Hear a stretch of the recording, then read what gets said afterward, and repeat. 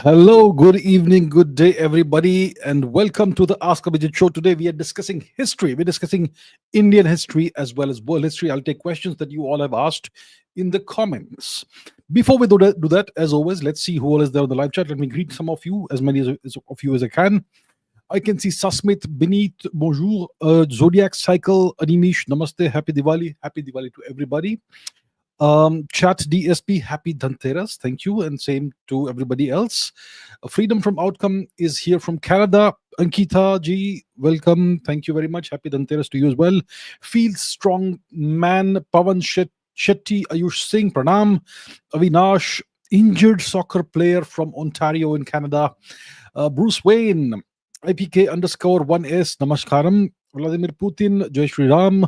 Avinash, Bruce Wayne, Sanna, Apurva Anupama, Krishna Raghunath from the Surinamese Netherlands, Vishpala, Namaste, I'm artistic, Animish, Ankita, Pratyush, Ayush Singh, I'm a painter, Gautami, happy Diwali, Vishpala, Namaste, Aryansh Rai Saxena, Parth Prajapati, Apurva Anupama, once again, Roshan Baker, Krishna, Beneath, Gautami, Vishnu Mohanan, Happy Dhanteras. Jai Dikshit, Pratyush, Fireball is traveling. Anant Pai, Baron Zemo, India. Tushar Kalburgi, Shubh Dipavali. Gaurav Sarkar, Geopolitical Dubai from Indore, good evening. Jai Dikshit, Bruce Wayne, Sasmit, who else do we have? Krishna, Abhishek Gurjar, Nikesh Dahal, Anahita Pranam, Niruddha Godbole, happy Diwali. Ananta Subramaniam, hello. Alisha B, namaskaram. Krishna says, Krishna, okay. Nabhishek Gurjar, Nikesh Dahal once again, desperately wants to visit India. Well, you're always welcome. Please do come. You're welcome. Vamshi Kalem, Naman Arora, Karan Yadav, and Warrior, and everyone else. All right, okay, let's get going with the questions. I'll take as many questions as I can over the next couple of hours. Let's see what questions we have. Let us begin with a question about Hannibal Barca. Napoleon Singh Shekhawat says, who was Hannibal Barca? How did he destroy the Romans? And how far did he stretch his empire? Hannibal Barca was born in Carthage, which is present-day Tunisia. Let's take a look at the map to understand what part of the world we are dealing with. We're dealing with North Africa. So let's go to the map and visit this location virtually. So we're going to North Africa, we go to Africa, Northern Africa. There's this reasonably smallish nation called Tunisia. And if we go to the capital city, Tunis, well, where is the location of Carthage? Carthage. It's somewhere around Tunis, if I recall correctly. Let's zoom in further. Okay, now we are dealing. Okay, so this is the ancient port of Carthage, the Punic ports of Carthage, and that still exists, as you can see. And there's the archaeological remains of the city of Carthage, and then you will also have a lot of Roman presence, whose archaeological remains are very much in evidence in Tunisia and North Africa overall. So that's the region we're talking about. And as you can see, it's not really very far away from Italy, right? Here we have Italy, which was part of the Roman Empire. It was the seat of the Roman Empire, which governed out of Rome. So Hannibal Barca was born in Carthage, which is present day essentially the city of Tunisia. All right. So that's the first thing we have to understand about Hannibal Barca. He was born in Carthage. So he was a Carthaginian general. He was a warrior. He was a general. And he is considered to be one of the greatest, most brilliant military commanders in world history. He is still remembered for his incredible tactics, incredible strategies, and the fact that he nearly brought the Roman Empire down. It was not the Roman Empire at the time. It was the Roman Republic at that time. He nearly brought the Roman Republic to collapse during a period of time called the Second Punic War. His father had fought the First Punic War. Okay, so we're talking about the 3rd century BC over here. So Hannibal was the son of another general whose name was Hamilcar Barca, who had fought against Rome in the First Punic War. And in the First Punic War, Carthage had been defeated. It had suffered a humiliating defeat, and it had and the Romans had imposed very harsh, very humiliating terms on Carthage, and this motivated Hannibal Barca to take revenge against Rome. Kind of what you see between the First and the Second World Wars, that sort of thing, very similar. So when Hannibal was a child, he swore an oath of vengeance, of eternal enmity against Rome, and he swore that he would punish Rome for the humiliation that it had imposed on Carthage. So the Second Punic War starts with Hannibal, I think, attacking Spain. It was then called Iberia, which was the one of the easternmost parts of Europe, southeastern Europe, and it was a Roman possession.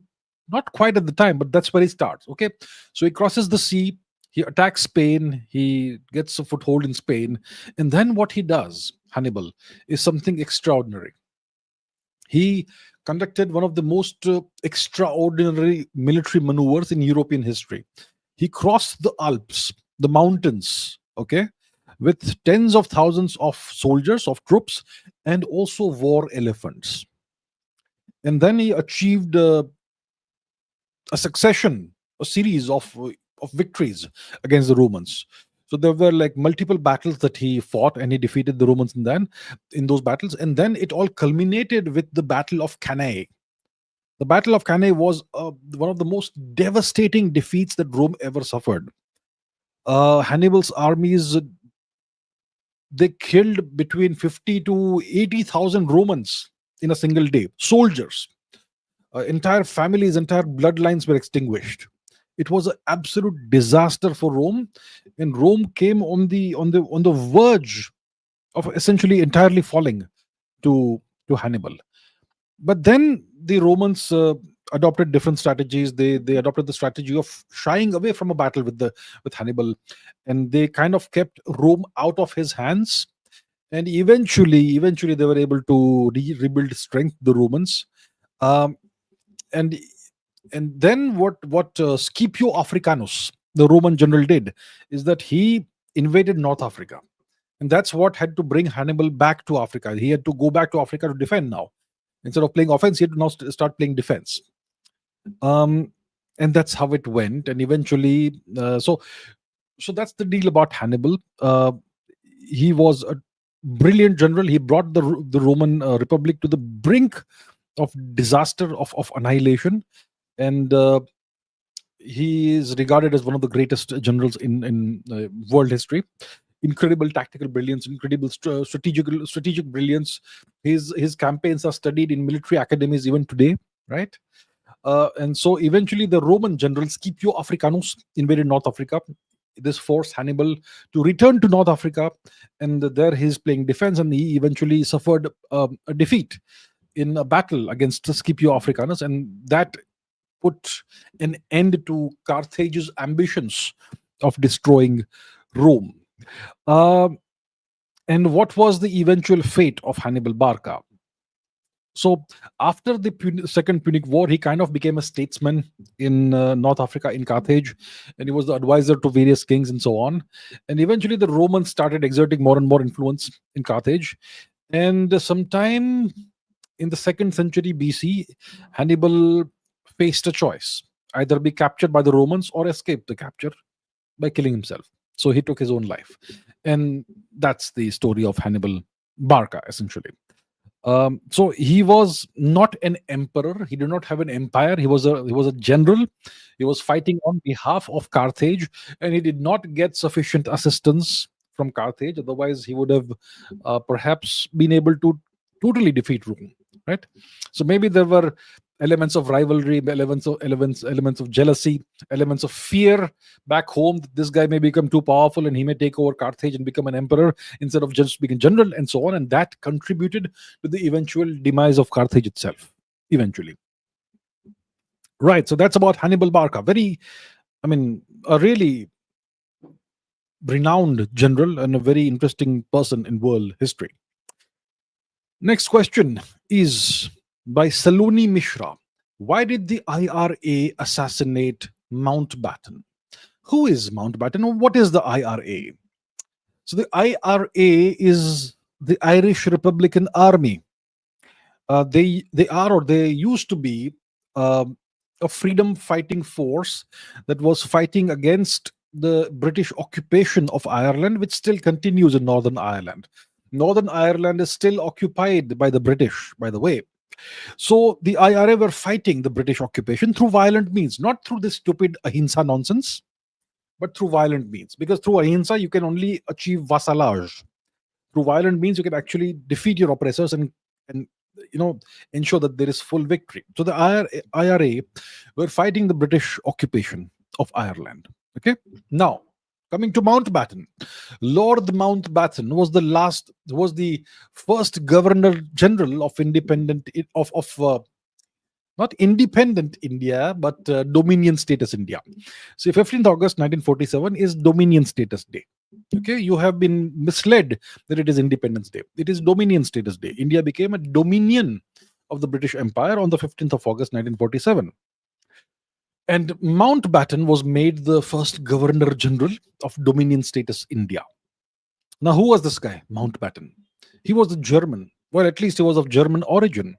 His family originated in Germany, and their actual name was Battenberg, not Mountbatten. It was Battenberg. And during the First World War, when there were very strong anti-German sentiments in England, in Britain, the Battenberg family changed their name to Mountbatten. See the word berg, B-E-R-G, berg, like iceberg. It means a mountain. Iceberg means ice mountain. It means mountain in German, in the German language, berg. So Battenberg was then translated into English to make it Mountbatten, and they became the Mountbatten family. So Lord Mountbatten, his elder sister, she had a son who went on, whose name was Philip, and Philip's father died when Philip was young, and Mountbatten, his uncle, became kind of a father figure in his life, and he took care of Philip and he mentored Philip. Right, you need a strong male presence in your life, so Mountbatten became that male presence, and he eventually introduced Philip to Princess Elizabeth, and and Philip ended up marrying Princess Elizabeth, and he became and Elizabeth went on to become the Queen of England. Right. So that's the story of Philip. So Mountbatten was a very prominent figure in the royal family of England. Even Elizabeth's family had German ancestry and so on. So essentially, the Germans were ruling England, and they changed their name to the House of Windsor around the same time that the Battenbergs changed their surname to Mountbatten, that sort of thing. So Lord Mountbatten was a very prominent figure of the royal family of England. Okay, he was like a father, kind of a father to Prince Philip, who was the husband of the Queen of England. So very prominent member of the family. So the IRA were fighting for independence of Ireland, and they used violent means, and they wanted to make a statement. So they took out Mountbatten when he was on a boat in a lake somewhere.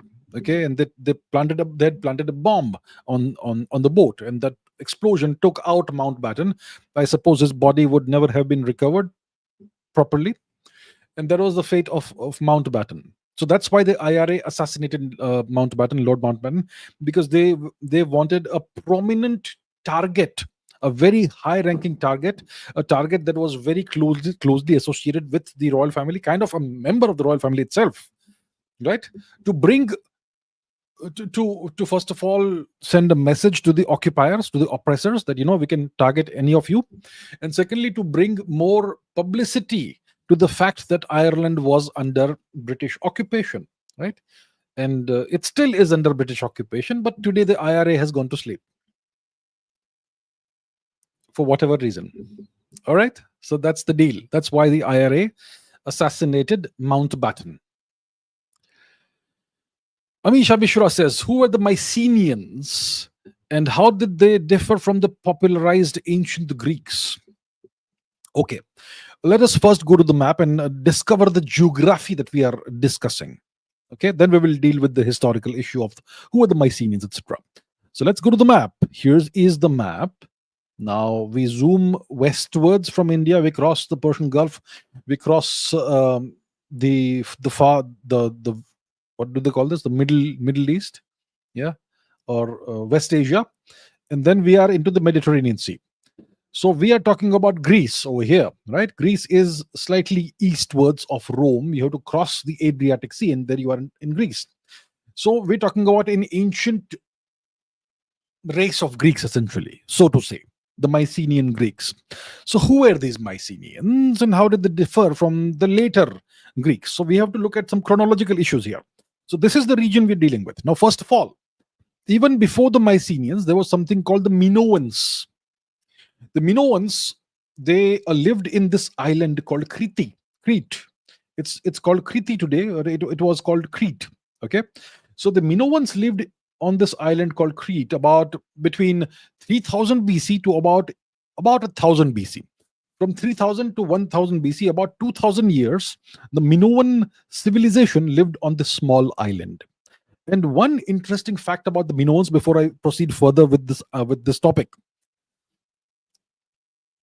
In Minoa, they have discovered paintings of a certain kind of monkey that completely stumped historians. What is this monkey? We have never seen this monkey anywhere in this region. Okay, and it turned out to be the langur, which is a monkey that's found in India. So the Minoans, they apparently had langurs about 4,000, 5,000 years before today. During the period of time which we call in India the Indus-Saraswati, Sindhu-Saraswati phase of our history. So it looks like the Sindhu-Saraswati era Indians had contacts with Minoa. Maybe we were trading with Minoa, or maybe Minoa was trading with us, or whichever way it was. But Minoa had access to Indian langurs, and they painted Indian langurs on certain frescoes, on walls of temples and buildings and stuff. So that's Minoa. So the Minoans were what you would call the oldest civilization in the region. Were they Greeks? Were they non-Greeks? Well, that's a different story. They clearly were most likely Indo-European, and their civilization takes a sudden downfall about 1500 BC, which probably has something to do with this island here, which is today called Santorini. It was called Thera in the past. And as you can see, if you look at the satellite image, it's kind of circular weirdly, because this used to be a ginormous volcano, and it exploded somewhere around 1500 BC, and it most likely caused a complete, utter catastrophic disaster, which hastened the fall of the Minoan civilization. Okay, so that's 1500 BC, but Minoa starts about 3000 BC, and it ends about 1000 BC. Now, coming to the main question, the Mycenaeans.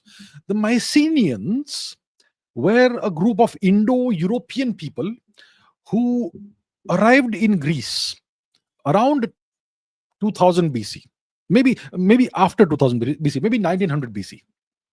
Indo-Europeans who arrived in Greece, let's say around 1900 BC.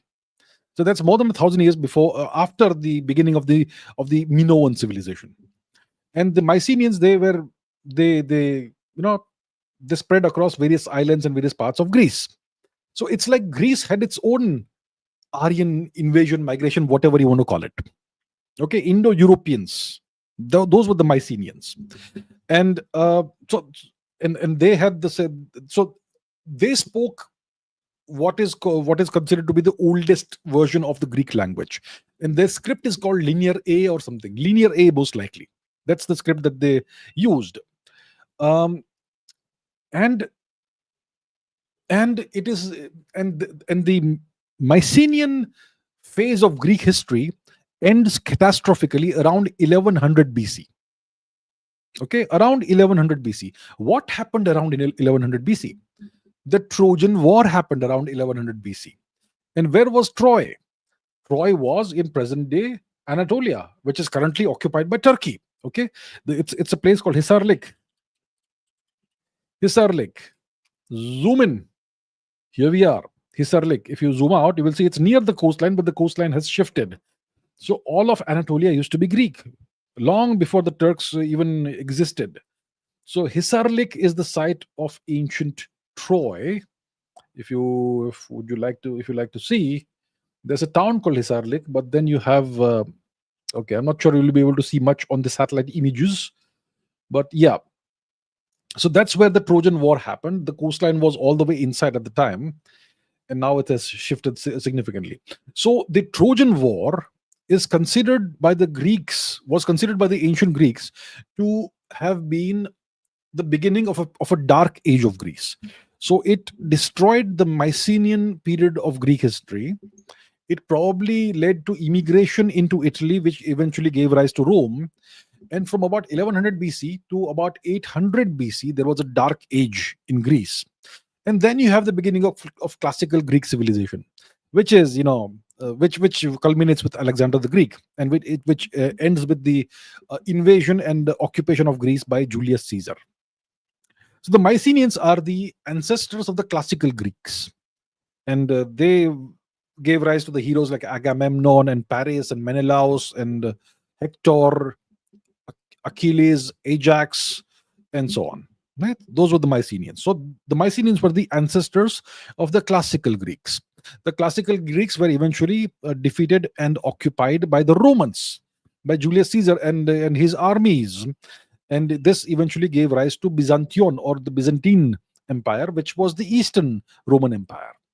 So even around the Second World War era, the people of Greece, some people of that part of Greeks, regarded themselves as Romans.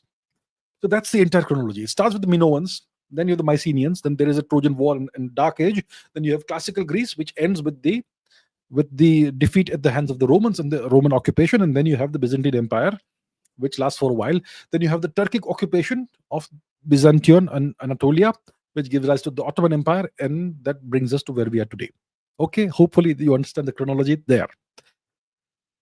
Okay, Shubh says, what was the practice of witch hunting in Europe? How many women were burnt alive? The number 35,000 to 60,000 seems underestimated, underrated, etc. Witch burning. It was a European custom. It was a European tradition which lasted for several centuries. Between 1200 AD to about between 1100 AD to about 1500 AD or something. May have ended in the 1400s sometime to a significant extent, but for several centuries there was this nice, charming custom that the Europeans had of burning women alive. Okay. Now, what was the origin of this custom and so on? So Europe, in case you aren't aware, Christianity isn't native to Europe. It's a foreign imposition on Europe. Before Christianity existed, Europe was polytheistic. Europe was part of the larger Indo-European world.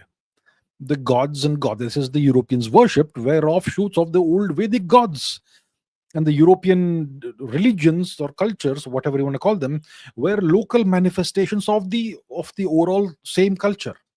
Right, polytheistic culture with the same original gods and goddesses, which then took different forms and different shapes and different names in various parts of Europe. So that's what you had in Europe originally.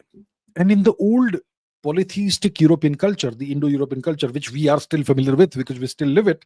So in that old culture, women had a good status in society. Women had very prominent roles in society, not as warriors, unless it was needed, but as healers, as people who passed on wisdom and knowledge and so on. Right.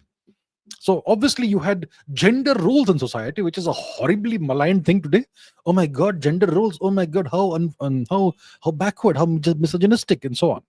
You had gender roles throughout history, and women they played certain roles. They played the roles of healers, of teachers, and so much more. And so healing was done by women. And women were highly respected in society, in the Indo-European society.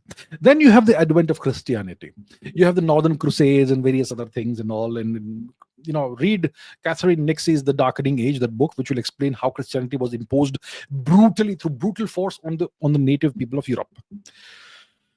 So Christianity now starts taking root in Europe, but the old practices, the polytheistic practices, still kind of linger, and people don't want to give up the religion of their ancestors. So what do? You frighten the hell out of them. How do you do that?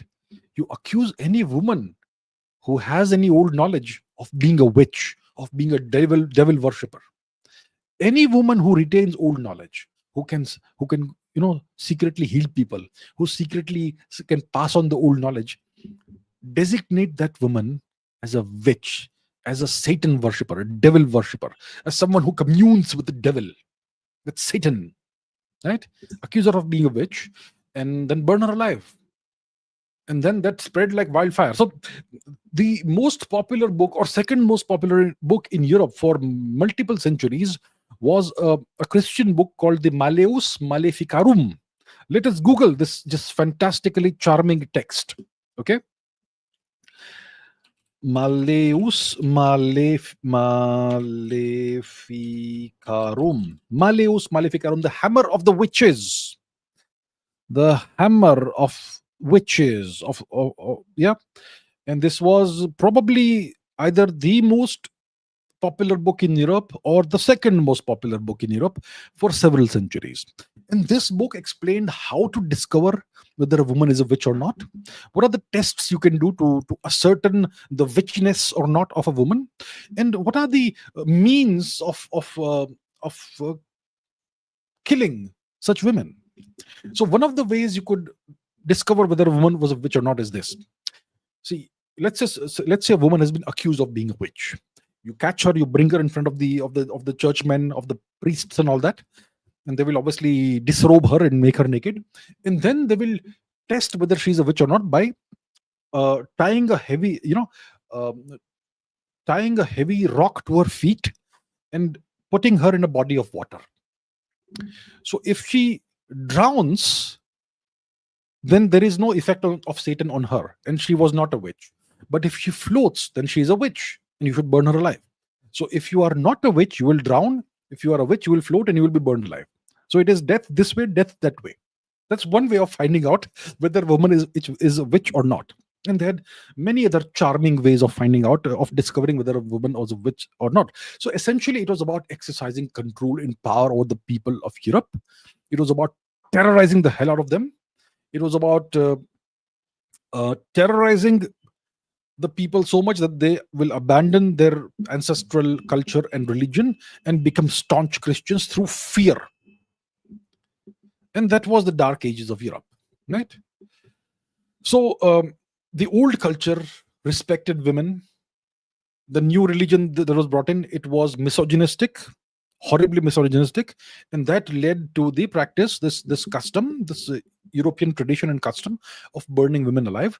And eventually it went to the extent that if someone did not like someone, they would accuse the woman of being a witch, and then the church will be very happy. Okay, one more soul to burn, right? And that would make them enable them to control the people even more, even if people were falsely accused of being witches. I'm sure there was no real witch at all anywhere, right? Obviously. And that's how it went. Now, it was believed for the longest time that millions of women were burned as witches. But in recent time, very eminent scholars and academics have done proper research, and they have decided no, millions of women were not burnt alive. It was only a small number, 35 to 40,000, maybe 60,000 at most. Not even 100,000, not even six figures. All these old myths, all these old stories that have been passed on through word of mouth, these are myths. Europe wasn't that barbaric. It was a modest figure. Only 35 to 60,000 women were burned alive. Okay? That's the deal. So they have whitewashed their history.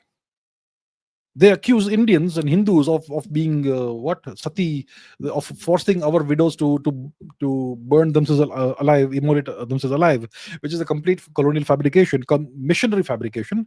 But they are the ones who were doing all this. And now they have whitewashed that down to a figure of 35 to 60,000. 60,000 the higher limit. Most likely 35,000. So that's how you whitewash history, and that's how you create historical narratives. That's how you use history as a weapon. Understand this. All right. Swapnil Mishra always has interesting questions. So the question is, what caused the Aral Sea in Central Asia to dry up? And is there any chance it will recover? Let's go to the map and find out what is this Aral Sea thing, right? Um, so you may have, I mean, in case you are a regular viewer of this channel, you would have heard me speak about Emperor Kanishka and how his empire stretched from the Aral Sea to the Caspian Sea all the way to other parts of the world. So where is the Aral Sea? There is no such thing today, but there still is kind of something, which is here. Shall we zoom in? What's it say? 1 second. Has to be somewhere here. This has to be the Aral Sea. This has to be the Aral Sea. Baraz Mishish Lake. Okay, so let's put the satellite images on so that we get some more clarity. So this used to be, okay, let's first Google Aral Sea. Okay, let's first Google Aral Sea, and you can see the before and after images of what happened to this part of the world. Okay, so let's do that. Aral Sea before and after. Before and after. Let's go to images and look at this. So you have a before image and after image. After is disastrous, as you can see. Look at this. See what happened here. Disaster. Look here. Look at the satellite images here also, as well. Look at this. 1977, 1989, and 2006. And there's more, and there's more. It's a tale of disaster. You can see the shrinking over here, 2000 all the way to 2018. Now we can go to the satellite images and okay, where are we? So 1 second, let me put that on, and then we shall discuss what exactly happened here. So not this. Okay, so this is the Aral Sea. Okay, by the way, whatever they say, satellite images. This is the northern portion of the Aral Sea, and there's a dam over here. We're going to come back to this dam because this dam is important. I forget the name of this dam. It is Aral something dam, and this dam has kept the northern portion of the Aral Sea still kind of alive. It's kind of revived in the past in the past couple of decades. But as you can see, there's a huge artificial, new desert that has come up over here, which is where the Aral Sea used to be. So why did the Aral Sea go dry? Why did that not happen to the Caspian Sea is the question. So the Aral Sea is fed by two rivers, two iconic rivers. Okay, the modern names are the Amudarya and the Sirdarya. The historical name of the Amudarya was the Vakshu or the Chakshu river. Chakshu means eye in Sanskrit. Okay, and another name was the Vakshu river in Sanskrit. The Sirdarya, its original Persian name was the Yaksha Artha. Okay, now so let's see where these rivers are. This has to be, this river here is the Sirdarya, which is the Yaksharta. So this is one of the rivers that feeds the Aral Sea, and it goes all the way here, and it's still kind of feeding the Aral Sea over here. As you can see, this is the Sirdarya. It is draining out into the northern portion of the Aral Sea, which is still kind of alive. And then there is another river, okay, which is called the Amudarya, which kind of flows in this region, which also used to feed the Aral Sea. So this is the Amudarya. This one here, this river. This is the Amudarya. As you can see over here, it says Amudarya. So these two rivers used to feed the Aral Sea. Now, this part of the world was part of the USSR, okay, in the 20th century. And the Soviet government, or whatever you want to call it, it decided that it will launch irrigation schemes in the region. And they built these big networks of canals that drained out the waters of these two rivers, the Amudarya and the Sirdarya. And the canals were not properly engineered. They did not have proper embankments and so on, which is why the waters, they just spilled out, and much of the waters evaporated. And the water that used to drain into the Aral Sea, it was all diverted. And then there were all these agricultural projects that were undertaken in the region, and all kinds of chemicals and fertilizers and whatnot was used. And this caused the waters of the Aral Sea to go down. Eventually it became a shallow lake which you could walk in weighed in, and it became highly salinated because when the water evaporates, there's a lot of salt that's left behind, and eventually it just dried out and became a desert. And all the fish disappeared, and obviously it will disappear. What do you expect, right? So it's because of this man-made disaster that the Aral Sea disappeared. And after 2005, that dam that I showed you, that has been put in place, and that has kept the northern part of the Aral Sea from drying up, and it has kind of revived. And you now again have fish that have revived over there, and you can do fishing and stuff over there. So the northern part of the Aral Sea has been revived to some extent. It will be very difficult to revive the southern part of the Aral Sea because it used to be such a large region, and today the river, it's being used in other ways, and hardly anything reaches that part of the what used to be the Aral Sea. So I suppose you could do a 100-year project or 50-year project in which you could revive the Aral Sea. I'm sure it's possible, but it's not going to be easy. So that's why the Aral Sea disappeared completely. I mean, not completely, but to a very large extent. The empire of Emperor Kanishka, it stretched from the shores of the Aral Sea to the Caspian Sea in the northwest, and it had Xinjiang in northern India and so much more. So that's the deal with the Aral Sea. Now, Shubh says, how did 12 major Mahajanapadas come into being and influence Indian history? 12 Mahajanapadas. Can you name the 12 Mahajanapadas? Kashi, Koshal, Anga, Magad, Vriji or Vajji, Malla, Kuru, Panchal, Avanti, Matsya, etc. I'm sure I've not named all 12, but you can look up the list. So you had these 12 Mahajanapadas that appeared sometime around 1000 BC. Somewhere around that time, maybe slightly before that, maybe a couple of centuries before that, maybe a couple of centuries after that. Most likely after 1000 BC, these 12 Mahajanapadas appeared. Okay. Now, what's the deal with the Mahajanapadas? What's their history? So, how did these first of all, what does Janapada mean? Jana means people, right? Jana. Pada means leg, sorry, foot. So Janapada means foothold of the people. Mahajanapada means great foothold of the people. And Jana means people, as in a group of people, as in a linguistic group, a clan, an ethnic group, whatever you want to call it. So as we know, there was a period of our history which is known as the Saraswati Sindhu era, right?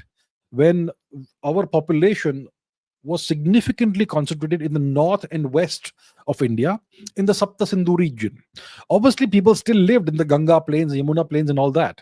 But you had this massive urban, gigantic part of India which was fully urbanized, fully industrialized, and it straddled the length and the breadth of this Saraswati Sindhu region, the Sapta Sindhu region. Now there was climate change around 1200 BC. And look, India's climate started changing about 6000 BC. The Indian rainy season started declining monotonically around 6000 BC. Slowly, very gradually, very imperceptibly, the intensity of the rainfall decreased over time. And the volume of rain that we received decreased over time. Around 1500 BC, the great river Saraswati had kind of half dried up. It no longer reached the Western Indian Ocean, the Sea of Saurashtra. It no longer reached it. It dried out in a big puddle, which eventually became the Thar desert, the Rajasthan desert, right?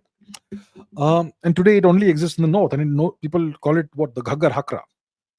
So the great river dried out, and around 1200 or 1300 BC, you had this massive, maybe 50-60 years of climate change, which caused the Bronze Age collapse in the Mediterranean region. And it also caused a significant climate change in India as well. So people they were forced to abandon the great cities like Mohenjo-daro, Harappa, Kalibangan, Rakhigarhi, Lothal, Dholavira, so on and so forth. And they had to move to other parts of the world. So some Indians went westwards. That process may have begun around 2000 BC, because we know that Indians went westwards and created, the Mitanni Empire, the Hittite Empire, right? Uh, that Indians also went eastwards and settled in the Great Plains of India, the Ganga Plain, the Yamuna Plain, and so on. So this process was not a sudden process; it happened over centuries. And the people who lived in the Saraswati Sindhu region, the Sapta Sindhu region, they migrated to other parts of the world, mostly eastwards into other parts of India. And these groups of people, they would obviously migrate together, and they eventually settled in all these different parts of India, which eventually became the Mahajanapadas. Okay. um and so that was the origin of the Mahajanapadas. So that is the climate change happens in the late Vedic era. 1500 BC is the late Vedic era, and then you have the end of the period of antiquity and the beginning of modern India around 1000 BC, which is the period of the Janapadas, which become the Mahajanapadas. And eventually stronger Mahajanapadas like Magad, like Kosala, like Avanti, like whatever else, they defeated the weaker ones and absorbed them. They absorbed them. And this process continued, process of absorption, annexation. It eventually led to the unification of Bharatvarsh under Magad, which set the stage for the Mauryan Empire. So that's the transition from the late Vedic period to what you could perhaps call the modern Indian period, which is about 2,500 years before today, 2,500, 2,600 years before today. Maybe 3,000 years before today. So the transition phase is around 3,000 years before today, from the late Vedic period to what you could call modern India, and the period of the republics, the great republics, the Mahajanapadas, right?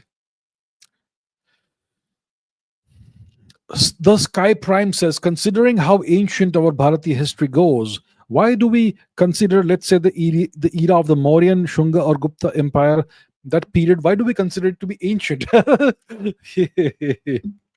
That's what I just spoke about. But yeah, great question. Shouldn't that period be considered to be a modern or maybe somewhat recent period to us if we look at the antiquity of our civilization? Very good point you make, sir or ma'am. So yeah, so like I said, the period, the around 1000 BC, you had a period of transition from the late Vedic period to what you could call a modern period, right? So the late Vedic period is the period when there is climate change and the Saraswati dries up to a significant extent, and you have people who are forced to migrate out of the Saraswati Sindhu region and abandon the great cities of Mohenjo-daro, Harappa, Kalibangan, Rakhigarhi, Lothal, Dholavira, and so many more. Thousands and thousands you had of cities, towns in this region. Fully urbanized, fully industrialized. People had to move out of that because of climate change. And many Indians went westwards. At least some Indians went westwards out of India forever. They set up empires like the Mitanni Empire and the Hittite Empire. And most Indians, I would say, would have gone eastwards into the Ganga Plain, Yamuna Plain, and other parts of India, Narmada Plain, and settled in these various parts of India. And people would have obviously migrated in groups, not just random migrations. They would have migrated in groups together to keep the society and everything else together, yet unified. And then they would have migrated and settled in various parts of the Ganga, Yamuna Plains, and Narmada Plains, and so on. And that gave rise to the Mahajanapadas, right? And that eventually gave rise to the rise of Magad, which absorbed all the Mahajanapadas and gave rise to the Nanda Empire, and then the Maurya Empire. So around 1000 BC, we have a transition phase from the late Vedic era to the very initial Mahajanapada era. So that should be called modern Indian history, or a different phase of Indian history. And the period from 1000 AD to today should be called the millennium of humiliation of India, because that part of period of time, 1000 years, we were under foreign occupation, and we still are subjugated, mentally at least, because we haven't come out of the British occupation period of Indian history. We haven't. We are still very much, we're actually deeper into the period of British occupation of India, through the constitution, through the institutions, through the English language, and so on. So yeah, I completely agree with Sky Prime that it's the year 1000 BC roughly is roughly an inflection point in Indian history where you are transitioning from the late Vedic period to what you could call a modern period, or the Mahajanapada period for sure. So it's definitely more recent considering the antiquity of Bharati history that goes back at least 6000 or 8000 BC, or most likely even before that. Right. Samarth Pramanik says, why did the Cholas never conquer the whole of the subcontinent despite having the strongest army of that time? Just like the Mauryan Empire, the Gupta Empire, the Kushan Empire. You see, the Mauryan Empire, the Gupta Empire, the Kushan Empire, the Chola Empire, they all solved for different strategic issues. Okay? All of these were empires that had very different characteristics. Two of these were kind of similar, the Mauryan Empire and the Gupta Empire. They both emerged out of Magad. They both had their capital at Patliputra, at least initially. Right? So the Guptas and the Mauryans were kind of similar in certain senses. The Kushan Empire, you could say a significant portion of its territory was Central Asia. At least half was India, Northern India, Western India. But a significant portion of it was Central Asia. Present day Xinjiang, present day Tibet, all the way to the shores of the Aral Sea and the Caspian Sea. Kanishka fought with what I forget the name of the Persian king, but he fought. He fought and he pushed him back and grabbed some territory. Right? So, what was Kanishka doing? What was the deal with the Kushan Empire? The Kushan Empire's entire strategy, grand strategy, was a strategy of amassing wealth by controlling the land mass through which all the trade between India and Europe happened, and also to some extent with China. The Europeans were majorly trading with India. This entire myth of the Silk Road, it's a myth. The major trade between Europe and the East was between Europe and India, not the Chinese. There was hardly any trade comparable to India between Europe and China. So Kanishka, his strategy was to occupy a gigantic portion of Central Asia and control all the trade between India and Europe and amass tremendous wealth for the empire as a consequence. And Kanishka also controlled our western ports in Saurashtra, which were also trading with Rome. So Kanishka, by doing this, was able to control the land as well as sea routes of trade between India and the West. And through that, he made India fabulously rich, fabulously wealthy. That was Kanishka's grand strategy. Now, the Maurya grand strategy was to control the entire subcontinent, essentially during Ashok's time. And while the Kushans were these highly mobile, they had these highly mobile armed forces, mainly equestrian armed forces based on horses. The Mauryan strategy was to construct a network of roads and highways all across India and control India through that. And they had direct taxation, direct control. They did not employ vassals, the Mauryans. At least Ashok did not employ any vassals. He controlled the entirety of the subcontinent through a centralized system. And it was a centrally planned economy as well. Right? When it comes to the Guptas, it was similar, but the Guptas used vassalage, the system of vassalage.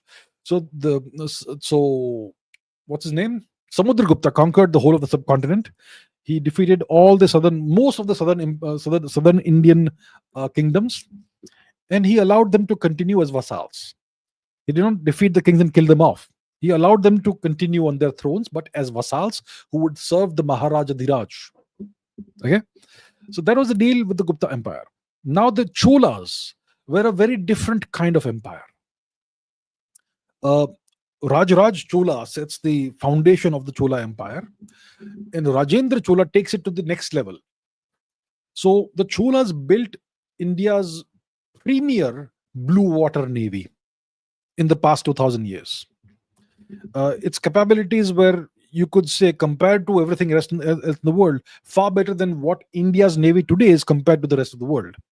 Okay, and through that they were able to essentially conquer Srivijaya, but not just conquer Srivijaya, vassalize the whole of Southeast Asia all the way to the Philippines. That's what their strategy was. Their strategy was to control the maritime trade. See, without wealth, nothing works. So you need to have a way of controlling wealth, the flow of goods, the trade routes. So the Chola strategy was to solve for a different problem. It was to control the maritime trade routes between India and Eastern Asia, and that made the empire fabulously rich. Now, Rajendra Chola did conquer, did make a move on Varanasi, and he did conquer Varanasi for a bit, and that's why he came to be known as the conqueror of the Ganga, and he created a new capital in the memory of the glorious event, Gangai Konda Cholapuram, which today is kind of in ruins, very sadly. And at that time, you had the Palas who were ruling in that area, and he defeated the Palas, which was a Bengali empire, kingdom, wasn't it? But for the Cholas to go and conquer northern India would take a tremendous amount of resources. They would need horses. They would need a whole different set of strategies and tactics, and they would have to fight their own people. And you had very powerful kingdoms up north. You had the Parmaras, you had the Chahmanas or the Chauhans, you had the Palas, and you already had the unfortunate introduction of the Turkic invasions into India. The Cholas probably did not want to deal with all of that at this point in time. So they decided that let's stick to our strengths. Let us play to our strengths. We have probably the world's premier blue water navy. Let's use that to our advantage and create a maritime empire. So that's the deal. All of these empires that you're mentioning, they solved different strategic problems. And the objective of any empire is to control the flow of trade, the flow of wealth, and to amass as much wealth as possible, which is what allows the empire to function properly, and it's what keeps the people happy. If you are amassing wealth, if you are gaining wealth all the time, then you are able to give your people prosperity and high quality of life, which is what any emperor needs, no matter how powerful he is. You don't want to deal with an unhappy population. You never want to do that. So that was the deal. But very interesting question. Why did all these different empires have different strategies and different policies and different outlooks? Manuwadi Larp says, why do Indian Orthodox parents consider love marriage to be a taboo and against our culture, when Lord Krishna's marriage to Ma Rukmini, Ma Satyabhama, Arjun's marriage to Subhadra, Lord Shiva's marriage to Ma Parvati, these were all love marriages? Interesting question. So, look, in sociology, or whatever you want to call it, there is the concept of hypergamy, hypogamy, and homogamy. Hypergamy means you're marrying upstream, you're marrying up. See, in any civilization, in any advanced society, you have a stratification of society. Society is stratified in a hierarchical set of classes or castes or whatever you want to call it. In India, they call it caste to demonize Hinduism. But anywhere in the world, any properly functioning society has hierarchical classes in society. You have the elites, then you have the merchants, then you have the warriors, then you have this, that, etc., etc., etc. That's the way a functioning society is organized. That's how the way a functioning army or military is organized. That's the way a functioning whatever else is organized. A corporation is also organized like this. Any functioning group of people needs to have a hierarchy. And with hierarchy comes status. With hierarchy comes power. With hierarchy comes wealth. So people who belong to a higher stratum of society, they will generally either have more power or more wealth or more status. Typically all three. Sometimes not all three, but at least something will be higher, right? So in India, we have the so-called caste called Brahmins. They typically were not powerful. They did not have access to the means, to the means of violence, which is weapons and soldiers. But they had higher status because they were the preservers and transmitters of knowledge. So they were considered even higher in status than the warriors who were actually the most powerful. And that's how it was. Now that we understand this, so we have in any society different classes of people, and you have it in today in India also. Today they say that we have to annihilate caste, blah blah blah.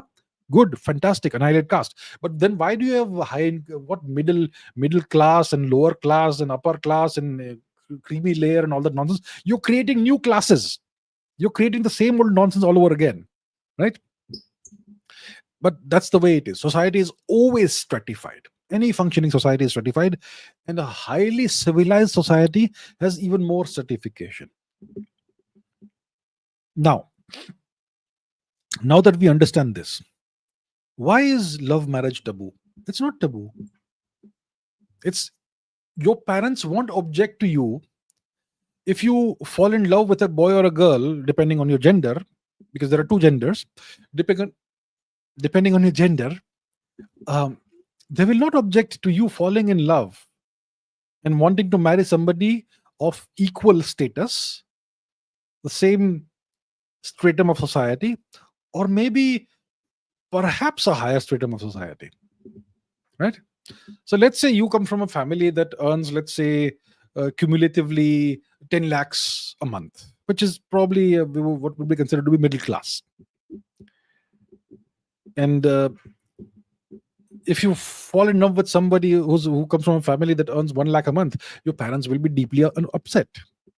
But if you fall in love with someone and you want to marry someone who comes from a similar background, 10, 12 lakhs a month, 15 lakhs, 20 lakhs, they'll say, good beta or good betty.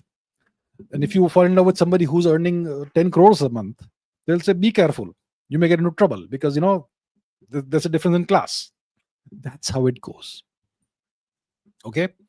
That's how it goes in all societies. That's how it has historically always gone.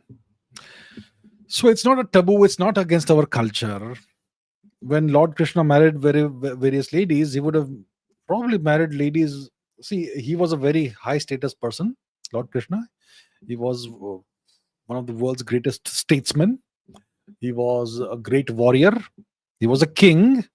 For him, it was okay to marry anybody. Anybody. Ideally, somebody who is at the level of a king or a queen or a princess or something, but is a king who could do whatever he wanted. And that's how it went for him. And Arjun and so on. So I hope that explains why, parents typically consider love marriage to be taboo. Because see, when you are children, you don't understand class and status and all these things. Then you typically, love is blind.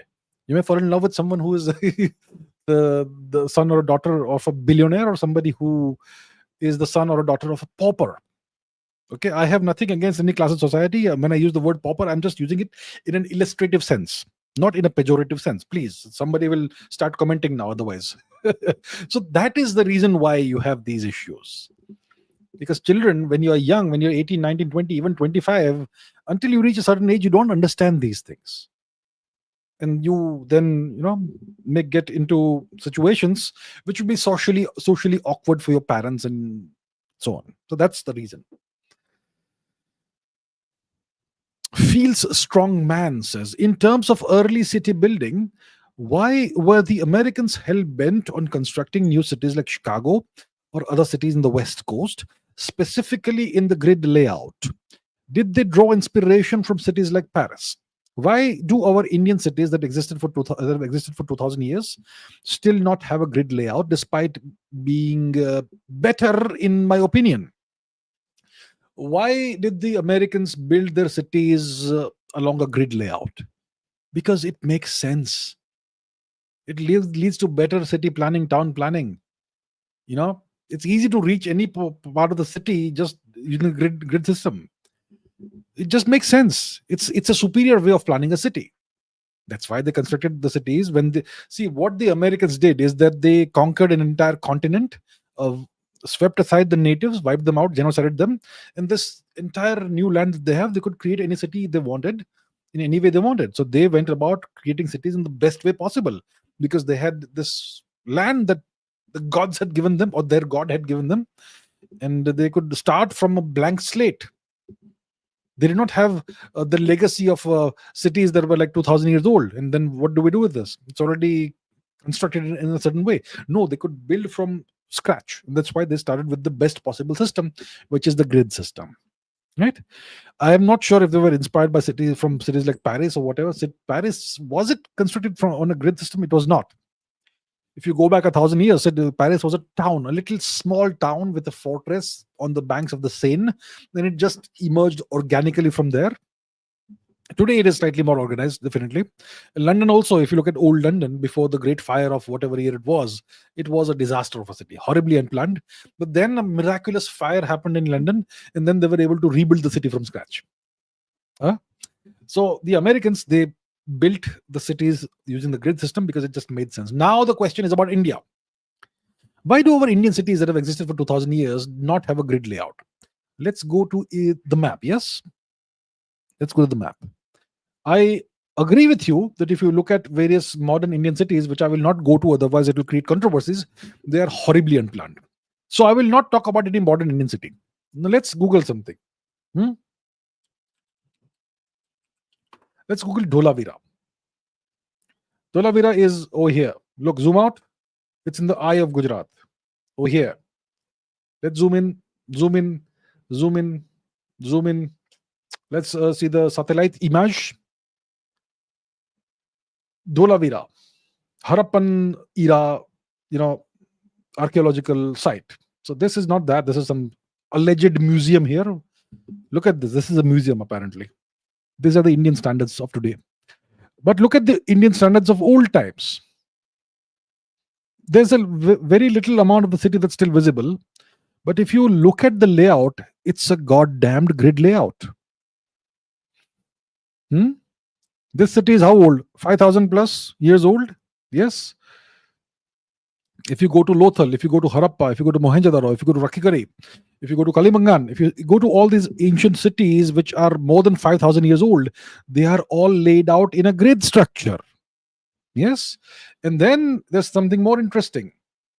In the Gulf of Khambat, okay, this place is called the Gulf of Khambat. There's this town called Khambat, which used to be a great port in the past. Now this entire Gulf is silted, so the port is unusable.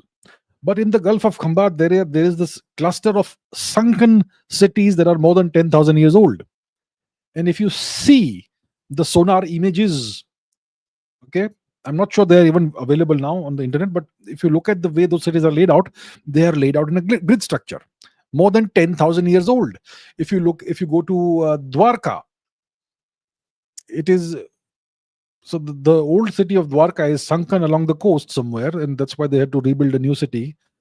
And that old city of Dwarka, which is underwater, which is at least 8,000 years old, that is also laid out in a grid structure. But if you look at modern Indian cities, they are laid out in a completely haphazard structure, because those are the post 1947 standards of India. Abysmally low standards of India. That's the standards your politicians and leaders have, and your town planners and bureaucrats have. Okay, so that's how our standards have declined. Ayush Singh says, what is this term Sinosphere? What does it mean? Why are Japan and South and Korea considered to be part of the Sinosphere? Because these cultures, these countries, let's say, they received Buddhism from China, which is an Indian culture, which is an Indian export. Apart from influencing the language of East Asia, to what extent was China influential? And please draw a comparison between that and the influence that India has. Okay. Sinosphere. The Sinosphere, just like Indosphere, means the region that has been the geographic region that has historically been influenced strongly by China. That's the Sinosphere. So which are the regions that are part of the Sinosphere? Vietnam is there, Korea and Japan. Vietnam, Korea, Japan is part of the Sinosphere. And what else do we have? Today, you could say Singapore to some extent is part of the Sinosphere because there are so many Chinese who kind of dominate Singapore, and also Mongolia because half of Mongolia is under Chinese occupation and so on. So that's the Sinosphere. Now, the question is, why are Japan and Korea considered to be part of the Sinosphere? Japan received Buddhism and Indian culture from China, but that's Indian culture. That's not Chinese. And the same goes for Korea itself. So why are Japan and Korea part of the Sinosphere, considered to be part of the Sinosphere? See, the Chinese script of writing, it was transmitted to Japan and Korea.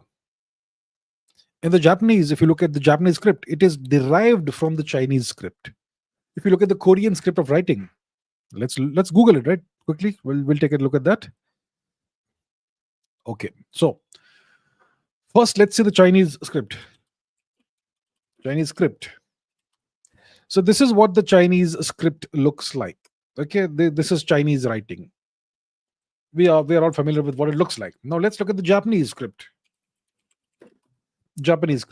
So once again, as you can see, it's very similar to the Chinese script. Look, I mean, we don't know how to read this, but you can see how similar it is. Let's look at the Korean script. Hangul. So once again, as you can see, it is very strongly influenced by the Chinese script. So there you have clear influence from China, unquestionably clear influence. Then if you look at then there is the fact that China did not merely export only Buddhism and Indian culture to China and Japan and Korea. They also exported Confucianism and Taoism to Japan and Korea. The Chinese had this imperial system that strongly influenced the Japanese imperial system and the Korean administrative and kingly system. Korea was never an empire; it's too small, but they had kingdoms which were influenced by the Chinese imperial system. The Chinese have this administrative system, the Chinese ancient version of the IAS, let's say, okay, far superior, which strongly influenced the way the Japanese imperial bureaucracy was and the way the Korean kingdom's bureaucracy and administrative structure was like. So there, once again, you have this. The fact that the Chinese eat with chopsticks, I think it's a Chinese export. I think we all understand that.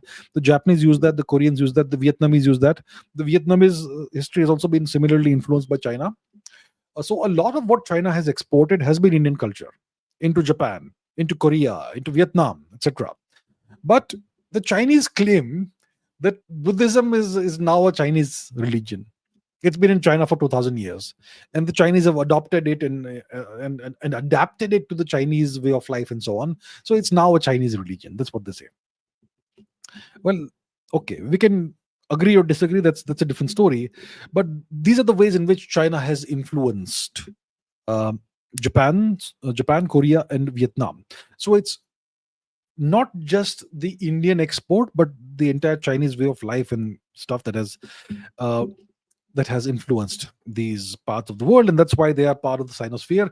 Now, even Mongolia is being influenced by that to some extent. Tibet is now anyway, it's been annexed by China, so the Chinese language and whatever else will be imposed on the Tibetans and so on. Comparison with the influence that India has.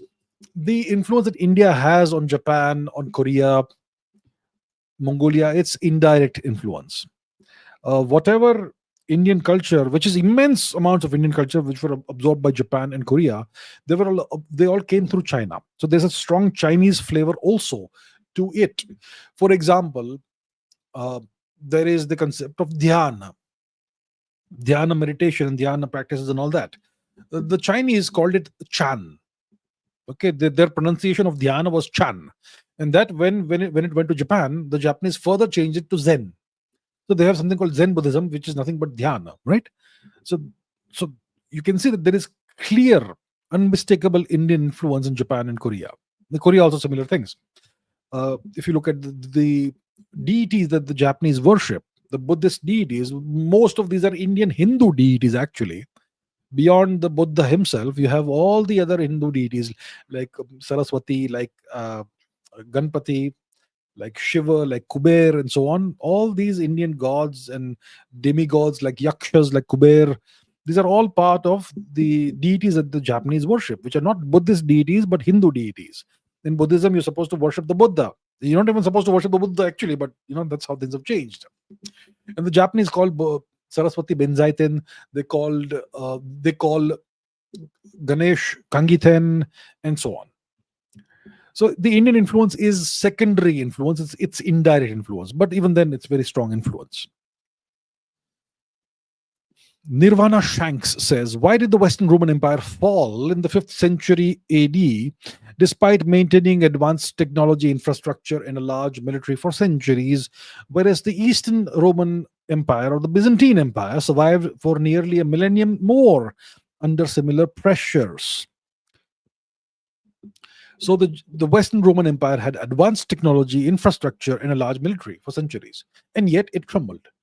Well, India had advanced technology, infrastructure, and a large military, and yet we fell to the Turkic invasions. What was the reason? We were fragmented and we had poor leadership. Even if we had good leaders, they were not powerful enough because the country was fragmented. Similarly, when it comes to the Roman Empire, we had similar situations, right? So, what are the factors that caused the eventual collapse of the Western Empire? First of all, political instability. That's one of the key things you need to have. Political stability is key to the survival of an empire. So, the Western Roman Empire, it faced frequent leadership changes. Frequent, rapid, revolving door leadership changes. One emperor comes in, another one goes. This is assassination or overthrow, and another one comes in, and so on. Right? So you had this severe political instability, and what this caused, what was the effect of this political instability? The effect was that the real power, it moved from the emperors to military commanders, and this led to a fragmentation of the authority in Rome. So there is no clear authority. There is hidden authority, like the dictators of Pakistan, the military dictators of Pakistan, and the emperor becomes like the prime minister of Pakistan, that sort of thing. Because of this, you have all kinds of other problems that creep into the administration, into society. There is corruption, there is economic decay, there is less attention paid to the things that keep society running in a good way, right? There is loss of revenue. Different commanders fight each other in the armed forces.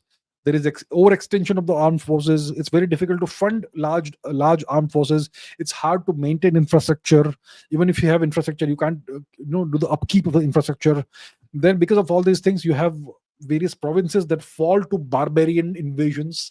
The Ostrogoths and the Visigoths and the Huns and whatnot, right? The Vandals and so on. Yeah. So these so-called barbarians, they repeatedly breach the borders of Rome, and the Roman, the territory, it slowly starts declining. It starts contracting. Another issue was that the Roman military eventually became over-reliant on mercenaries. What kind of mercenaries? Non-Roman mercenaries, barbarian mercenaries, Visigoths, Ostrogoths, Vandals, and Huns and whatnot. And if you are reliant on these foreign mercenaries, you have to eventually settle them in Rome and give them Roman territory. Who will that make unhappy? The Romans. Have you seen this somewhere before? So all these things, they weakened Rome. They made the people more and more unhappy. This illegal immigration, right? Because of this, cities like Rome became overcrowded, unhappy, unhealthy. The food production decreased because the barbarians did not know how to do agriculture, but they had taken agricultural lands. So there is low food production, the technology disintegrates, there is constant infighting, constant warfare, trade is disrupted. So these are the reasons why Rome collapsed eventually. Decline of standards, decline of, because they stopped caring about basic things. Why did the Eastern Empire, the Byzantine Empire, survive far longer? So first of all, it was in a great location, okay, very highly defensible location. The city Constantinople had massive walls and they had a massive military. They had water on three sides. That's just the city, Constantinople, but they had a far better administration. They had a far more stable administration. They had a far more centralized administration. They maintained economic discipline, economic strength. They adapted better than the Western Roman Empire to shifting alliances, to different geopolitical threats. They adapted diplomatically, they adapted economically, they adapted militarily, right? And they also had the advantage of geography. And obviously, when the Byzantine Empire eventually fell, it fell from a direction that they had not expected, which is a land-based invasion from Central Asia, the barbaric Turks, right? So these are the differences between the Eastern and the Western Roman empires, and that explains why the Western Roman Empire disintegrated, mainly because of all these policies that were bad for the empire, because of declining standards, and so on. And the East survived longer because of the reasons I just stated. Shub says, what was the society like during the Vedic age in India? It was very different from anything you have today. The society of our ancestors was very different from anything we have today during the Vedic age. Now, what is this Vedic age? When did it happen is the first question we have to ask ourselves. If you read your textbooks, most Indian textbooks, these days I hear that some textbooks have been changed a little bit. Maybe CBSE, maybe something else. Some changes have happened, which is good. Thank you. But most textbooks in India still will tell you that the Vedic age was between 1500 BC to 1000 BC. After the Aryan, migration, not invasion now. It's migration. That's nonsense. There was no Aryan invasion. There was no migration. The Aryans are us. We are the original Aryans. Us, Indians, okay?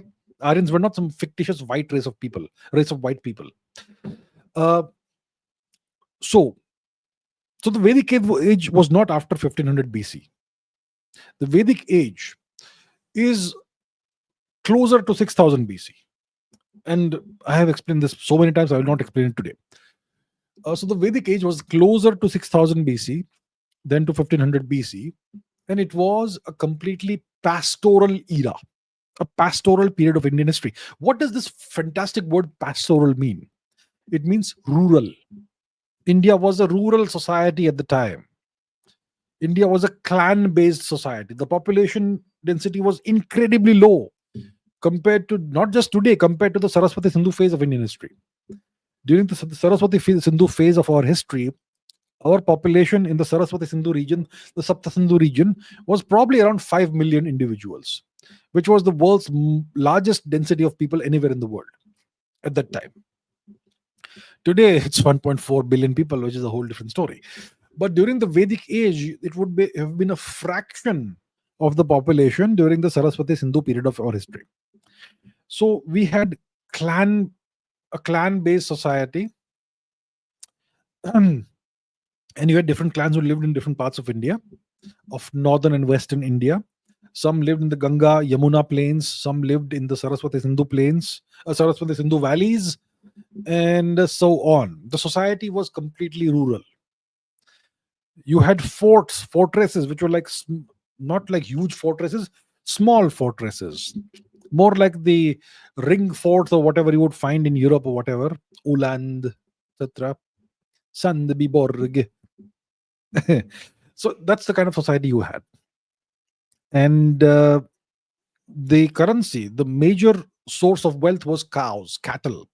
The more cattle you had, the wealthier you were, which explains why we did not eat cattle. You don't eat your currency notes, right? And that's why we also considered cattle to be, whatever we consider them to be. So the subcontinent was full of forests at that time. Today it is largely deforested. It was full of forests and it was very mysterious at the time. And the lifestyle was, like I said, pastoral, and it was a meat-eating lifestyle, which will make some people very unhappy. No, sir, no, Vedas are non-violent. What non-violence Vedas? Have you read the Rig Veda? We were a warrior society, and we were meat-eaters. And that's why we were winners. Today we have become a bunch of softies, carb-maxing softies, right? So that's what the society was like. It was a warrior society. Obviously, you had agriculture, You had other classes in society, obviously, but and the gods that were worshipped at the time were also very different. The greatest of gods was Indra, and at that time you did not use the word Shiva. You used the word Rudra. Om Namo Bhagavate Rudraya. Right. So in the Rig Veda, I don't think there's any mention of the word Shiva. It's always Rudra who's mentioned in the Rig Veda. And Rudra obviously is Shiva. Eventually the name changes, right? Yeah, so that's kind of what society was like during the Vedic age. Our ancestors were meat eaters. I know it will make some people very unhappy because we want to back project our today's lifestyle onto our ancestors, which doesn't make any sense. We're talking about a period that is like 8,000 years ago, maybe even older than that. It was a different world at the time. Your ancestors were different than what you are. You people have changed. Today, our standards have decreased dramatically. Okay. Amisha says, why did Roman emperors mostly adopt while European monarchs were obsessed with bloodlines? Outstanding question. It's very interesting. Roman emperors typically adopted individuals who they designated as the next emperor. But typically, even if you look at India, there was very little adoption at all. It was all based on bloodlines. So if I am the emperor, my son, one of my sons, typically the firstborn son, will become the next emperor. Otherwise, one of my more capable sons who I have designated that you're going to be the emperor will become the next emperor. That's how it was.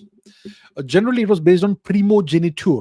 The firstborn son becomes the next king or emperor. That's how it was. But the Romans, they had this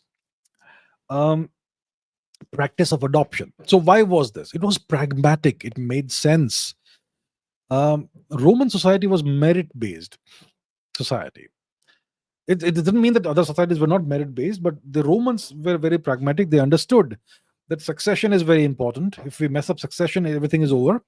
So we have to ensure that, my family, my son, I'll make sure that they are rich and they're taken care of. But as far as the administration of the empire is concerned, I will ensure that the right person becomes the next emperor. So Roman emperors would typically designate who the next emperor would be, and they would adopt that person to become their successor. There was this period of time called the 5 good emperors or something. Let's Google that. The 5 good emperors. The 5 good emperors of Rome. Yes, Nerva, Trajan, Hadrian, Antoninus Pius, and Marcus Aurelius. The 5 good emperors. Britannica. Right? So you had these 5 emperors, and you have successively adopted heirs only distantly related to the predecessor, if at all. And then you have the Antonine emperors and so on. So the Romans had this practice. It was a good practice.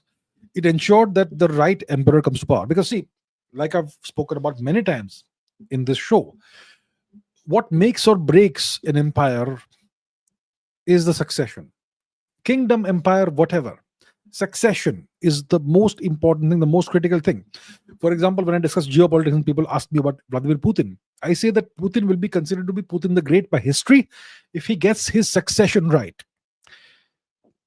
If he gets the succession wrong, when he moves on from power, and the next person who will be in charge of Russia will be a weak person who will mess everything up, then everything that Putin has worked so hard for will be washed down the toilet. Essentially, right? Succession is the most important thing. You have so many examples in history where botched successions destroyed kingdoms, destroyed empires, and led to disastrous periods of centuries of misery. Sometimes the entire annihilation of an empire or a culture entirely. Botched succession. So if you want to ensure that the right person will succeed you, then the most practical, the most pragmatic way of doing it is by appointing a successor who is adopted by you. So that's why the Romans did that. It made a lot of sense. The Baron Zemo says, was the conversion of Andean cultures to Christianity a process of spiritual erasure similar to what happened in India under colonialism? We're talking about the Inca Empire in the Andes in South America. So, first of all, let's take a look at the geography before we discuss the matter. We're talking about the 1500s AD. And we're talking about South America here, the Andean cultures, which is Western Peru. Where is, somewhere here. Is this Machu Picchu? This is Titicaca, yes. So you had the Inca Empire in this region, which was destroyed by the Spaniards.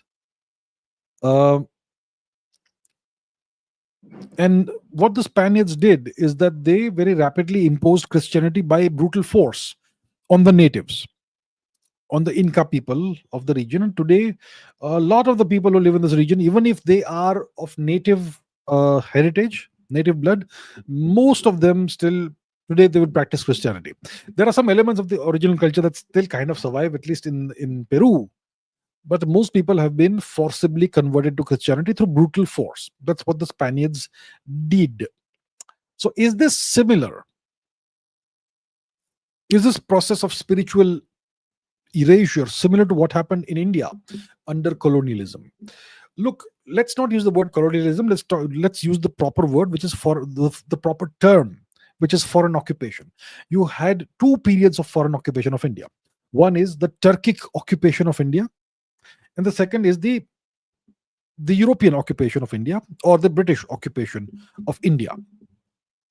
During the Turkic occupation of India, there was the sustained effort to destroy India's culture, to eradicate India's religion, and to impose by force a foreign religion on India, which was Islam, right? And it succeeded to a small extent. Surprisingly, it did not really succeed. Because even in 1947, just before the partition of India, when you still had a unified India under British occupation, you still had majority Hindu population in India. So even after 1,000 years of occupation, after the beginning of the occupation, India did not convert. So it did not work. They tried their best. At least the Turks, they did. Afghanistan, Gandhar, it almost entirely got converted.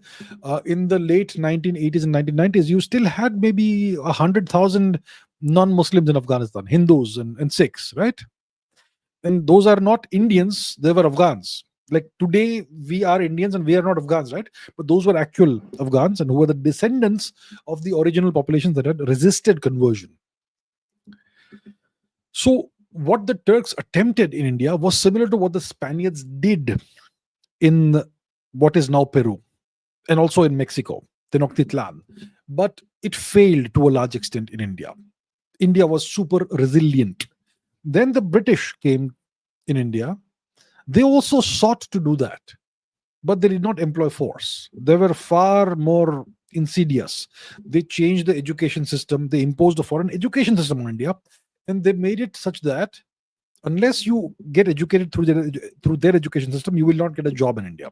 So it became a matter of survival to be educated through the English education system, and that system still persists today. After 1947, everything has been made worse.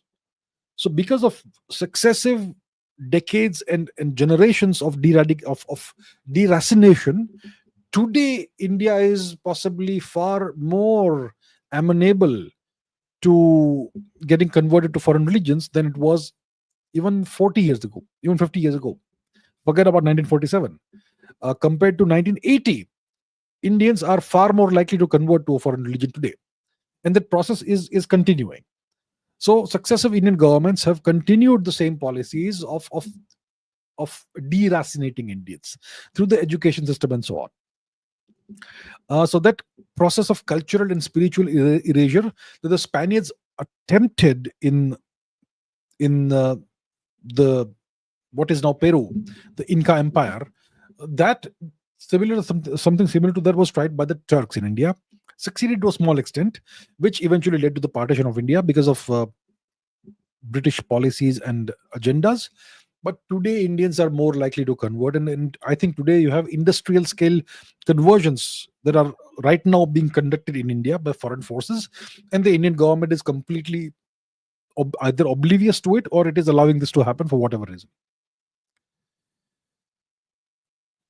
Amisha says, why, how, and why did humans start walking upright? What came first, large brains or bipedalism?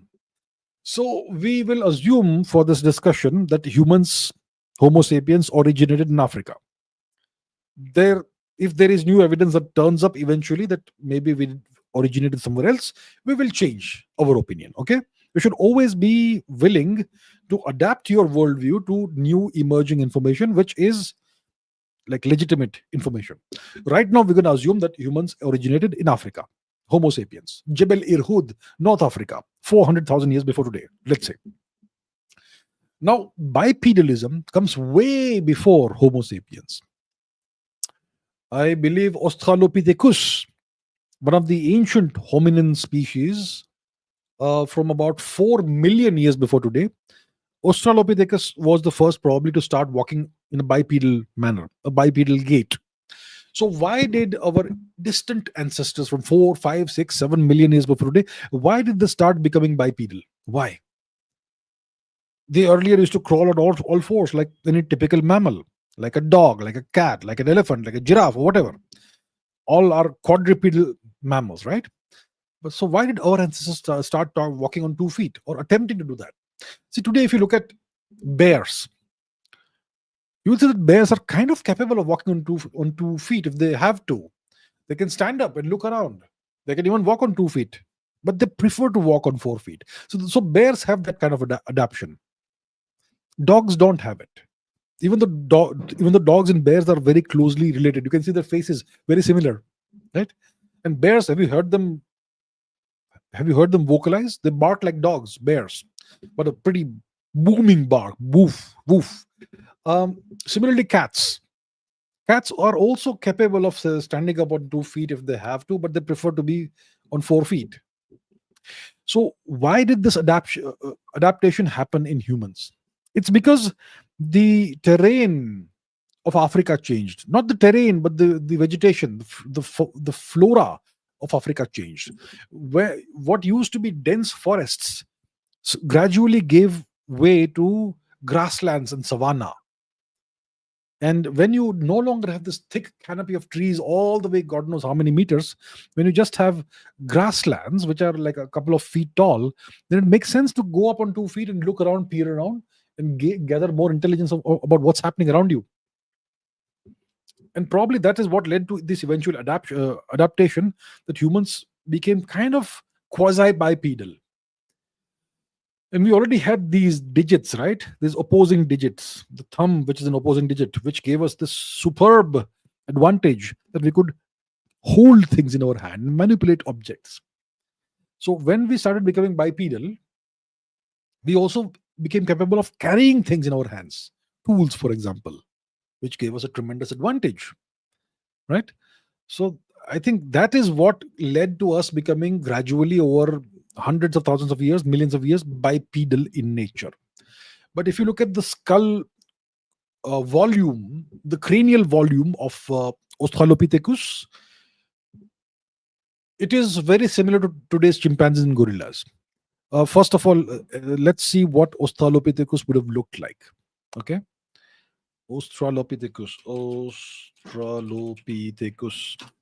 So yeah, this fine ancestor of ours, possibly ancestor, or definitely a relative of ours. That's what they looked like, and their cranial capacity was similar to chimpanzees and gorillas of today. Then you have Homo erectus. Homo erectus, which is more human-like, but still not modern human. And even the cranial capacity of Homo erectus was, I would say, somewhat better than Australopithecus, but nothing similar, nothing comparable to our cranial capability. And eventually, you have you have Homo habilis, Homo erectus, and eventually Homo sapiens. So what I'm trying to say is that the bipedal gait came first. The The ability to walk on 2 feet came first, and the expansion of the brain and cranial capacity came later. Because when you start walking on 2 feet, suddenly you can see so much more, and your brain has to process so much more information. So it makes sense to selectively adapt, through natural selection for larger and larger brain capacity, which is larger and larger skull capacity. So bipedalism came first, several million years before larger brain sizes. The larger brain sizes were an adaptation which were forced upon us by the fact that we had become bipedal, and we were having to process so much more information and data in real time. So it made sense to have larger brains to be able to do that in real time. Rishi says, how far east did the Sakas or the Scythians travel? Because of the Scythian style art of the upper Shajadian culture suggests that they traveled as far east as the coast of the Pacific Ocean in eastern China. Okay. The Shajadian culture, it is located north west of Korea, present day Korea. Let's Google this, Shajadian culture. And they have artwork that is very swastika like at times. So Shajadian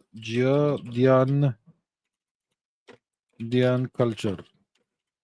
All right, Shajadian. Upper Shajadian culture. If you look at the images, you will see that it's northwest of present day Korea. And as you can see, it's far, far in the east of China, right? Present day China. And Scythia was Central Asia. So as you can see, it's far away from what is traditionally called Scythia. But if you look at their art, you can see the swastika-like shapes. And if you look at other things, it's very similar to the kind of artifacts and culture that the Scythians had. The Sakas. And the Sakas were an ancient Indo-Iranian people, an ancient Indic people who probably were descendants of some of the Indians who had been exiled after the Battle of the Ten Kings and who settled in Central Asia for a few millennia before re-entering India about 2,300 or so years ago. So Indians who left and then returned to India. And the Scythians were nomads, horse riders, slave traders. Oh yes, Scythians were slave traders for sure. And they had absorbed cultures which were not ours. So they were more relaxed with the cultural taboos, like slavery, which we did not practice. And the Scythians had also interbred with various other peoples, like the Hunnic peoples, like the more Europoid peoples, and so on. So the Scythians kind of look different from standard issue Indians and Persians. And the Scythians, how far east did they travel? Look, if you look at the Kushans, you could perhaps make an argument that the Kushans are the easternmost Scythians. But the Kushans had some characteristics that were different from the Scythians, like they were not that nomadic. And yeah. Now the question is, we saw where the Shajadian culture was located, northwest of Korea, and their culture is very similar to their cultural artifacts that are found in the archaeological record are pretty similar to Scythian artifacts. At least they look like they're influenced by Scythian artifacts. So does it mean that the Scythians had traveled all the way east to the northwest of Korea? I would say that maybe the truth is somewhere in between.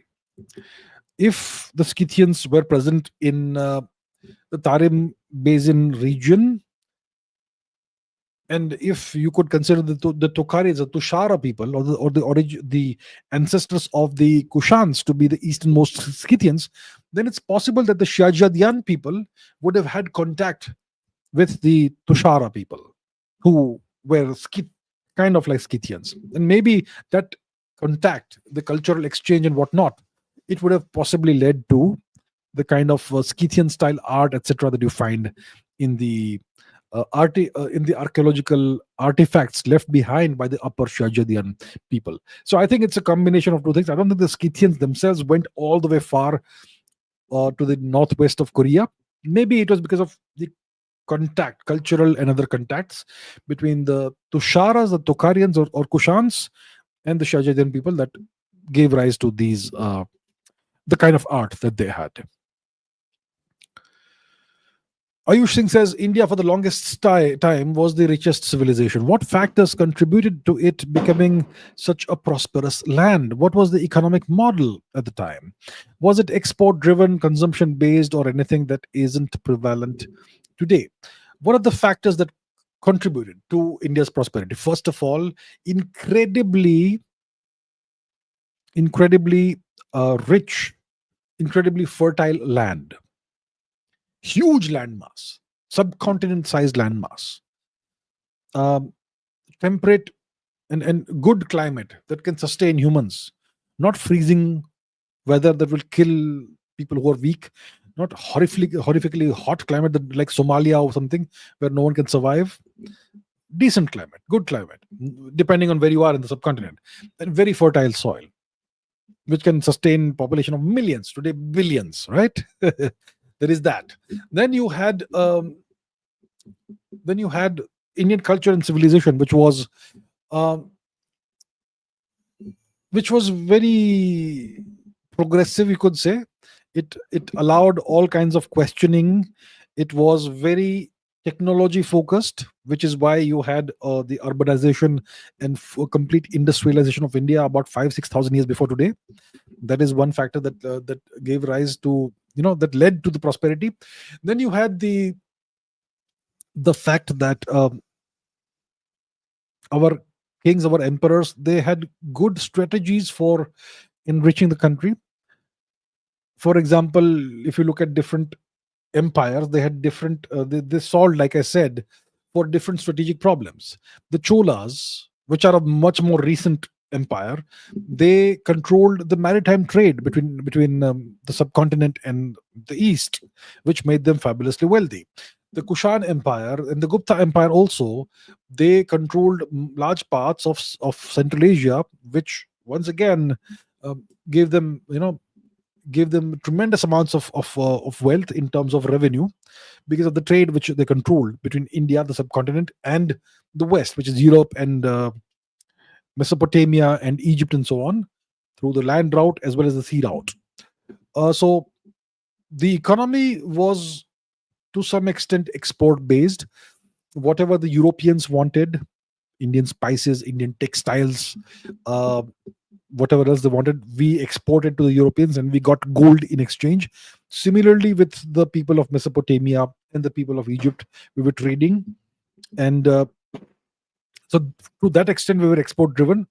To For other intents and purposes, we were consumption driven. Our own society, which was so large, our own population, which was so large, was the consumer of whatever we produced, and we imported very little from the West. Maybe some luxury items like lapis lazuli or whatever we may have done, but mostly it was gold in exchange for whatever the Europeans wanted, which was mainly spices. Um, what was the economic model? Different periods of time, you had different economic models. Sometimes you would have had a free economy. Sometimes you would have a centrally controlled economy, like during the Mauryan time, the Ashokan time. The Kushan economy was, to some extent, centrally uh, organized, but it had different elements of different things. It was more of an export import driven and kind of a middleman like economy to some extent, and so on. So different parts, different periods of time, you had different models, and they all worked as long as the administration is good, and as long as the emperor or the imperial system knows what they're doing, it will work fine. So different periods of time, different systems, different models, different approaches, different strategic approaches, different tactical approaches, but they all worked in their respective contexts. Feminist Slayer says, what's the origin of slavery, and was it practiced universally across societies or primarily within Abrahamic cultures? And Sumit Agarwal says, who invented slavery? Was it the Turks or the Europeans? I would say that slavery has existed since before recorded history. I would imagine slavery has always existed as long as humans existed. And it definitely is older than recorded history. The Turks and the Europeans, they simply were continuing traditions that were age old traditions, extremely ancient traditions. Like I mentioned just a while ago, the Scythians one of their principal sources of revenue was the slave trade, the Scythians. I would say many of us in India would have some Scythian ancestry by now. Yeah, well, they were into slave trade, and they it was a very lucrative trade. So and the Scythians came before the Turks or the Europeans. The Scythians were around like 5000 BC, at least 3000 BC. So what's the origin of slavery? The origin of slavery is the origin of humanity. See, the world has always been the kind of world that if you are weak, someone's going to take advantage of you. If you're gonna be weak, they're gonna take your lunch, they're gonna take your wallet, they're gonna take your family, they'll take your land, they'll take everything. They'll take you as well. That's See, the human species is a very violent species. That's been our history. All major change in human history has happened through warfare, and with warfare used to come slavery. So the Turks and Europeans were simply continuing the old traditions, nothing that they invented. Was slavery practiced universally across societies or primarily within Abrahamic cultures? The Abrahamic cultures are recent, like 3,000 years before today. 1000 BC is where the Abrahamic culture starts, give or take a couple of centuries, maybe. Right?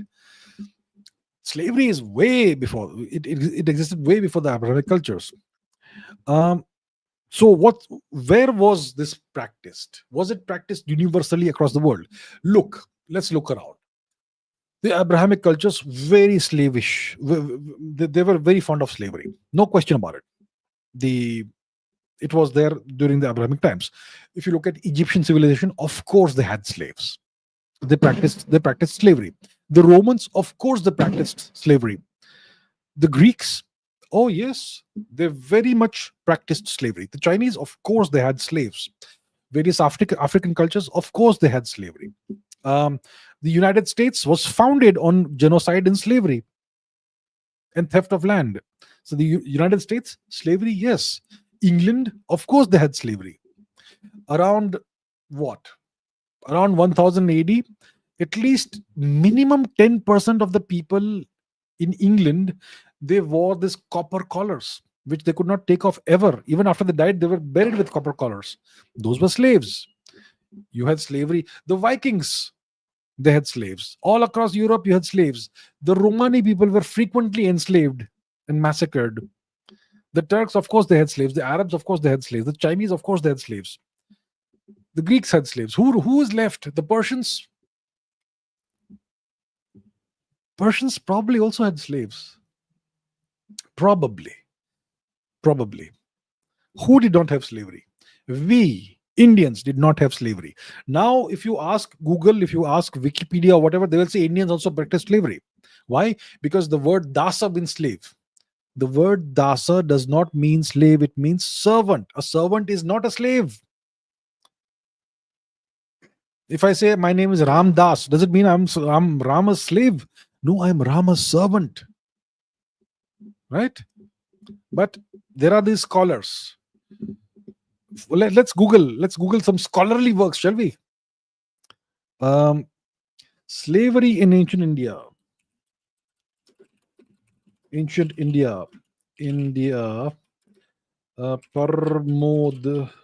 Parmod Kumar or something. Parmod something.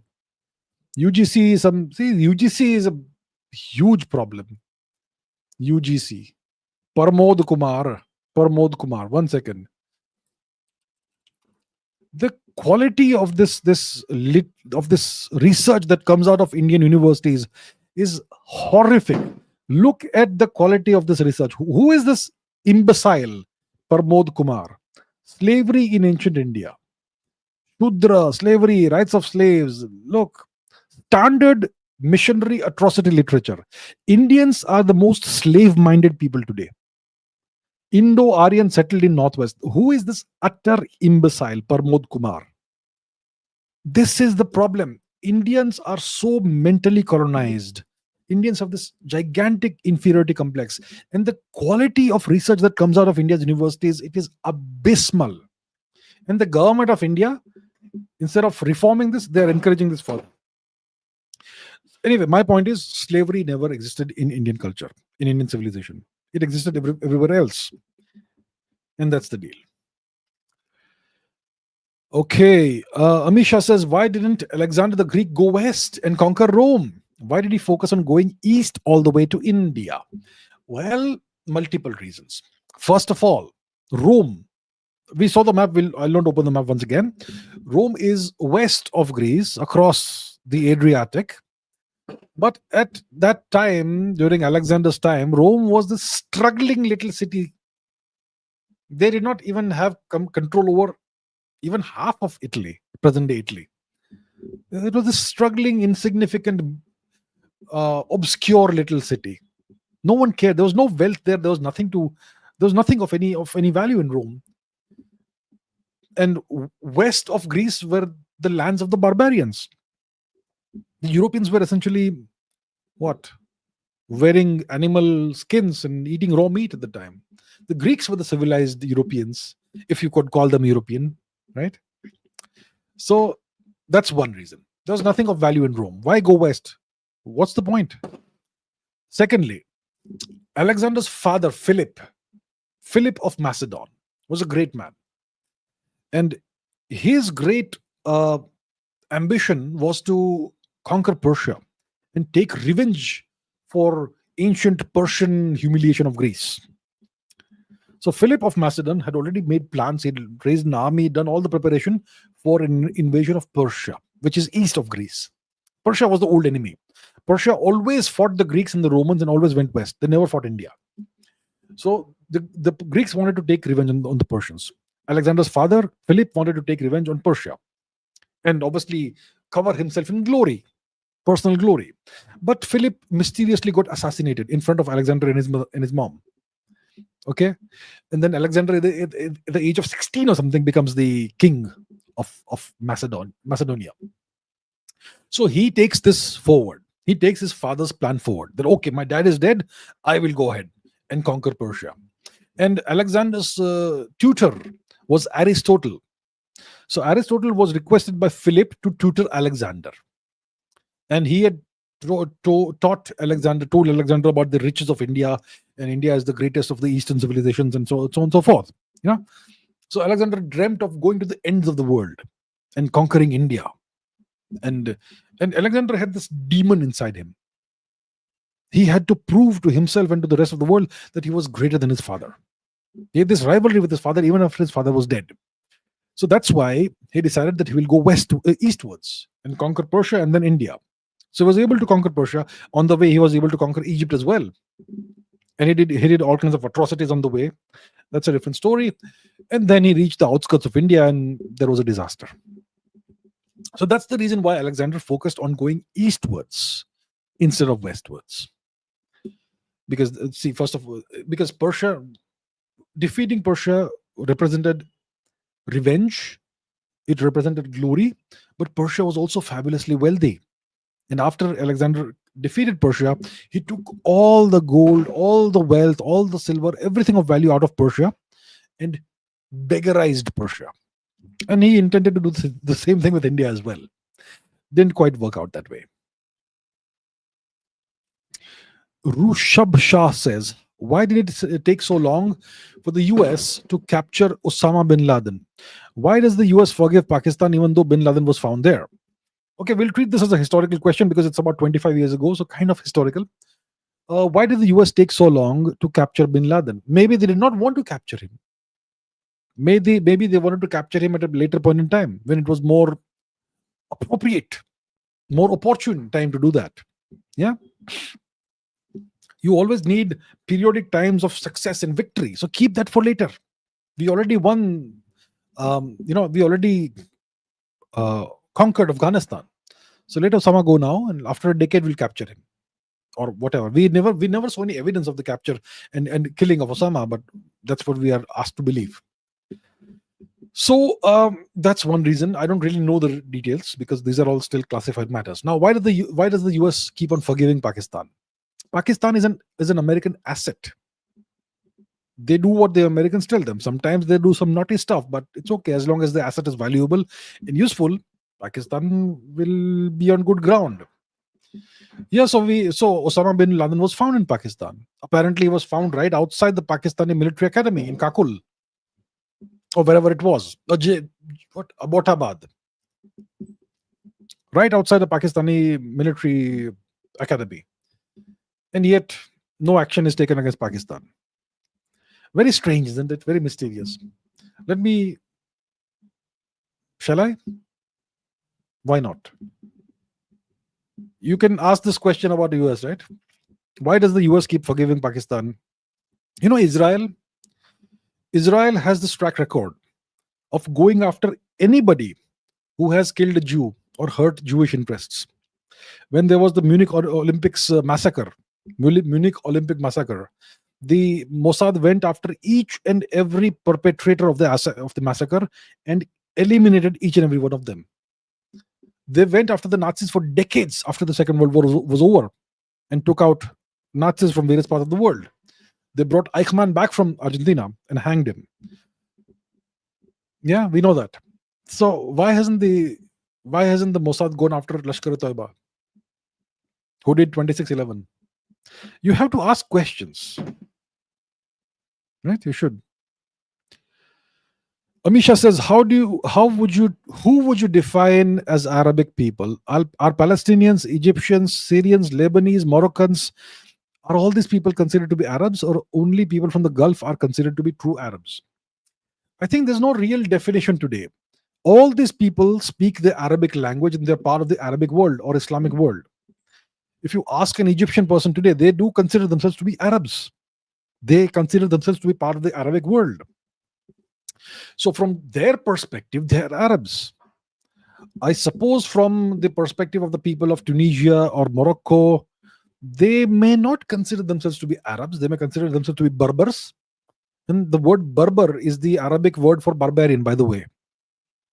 Yeah, so that's a very nasty word, but that's the word they use for themselves today. The people of North Africa, Libya, Morocco, Tunisia, Algeria. So the people of North Africa, barring Egypt, probably would not consider themselves to be Arabs. Perhaps the Libyans consider themselves to be Arabs.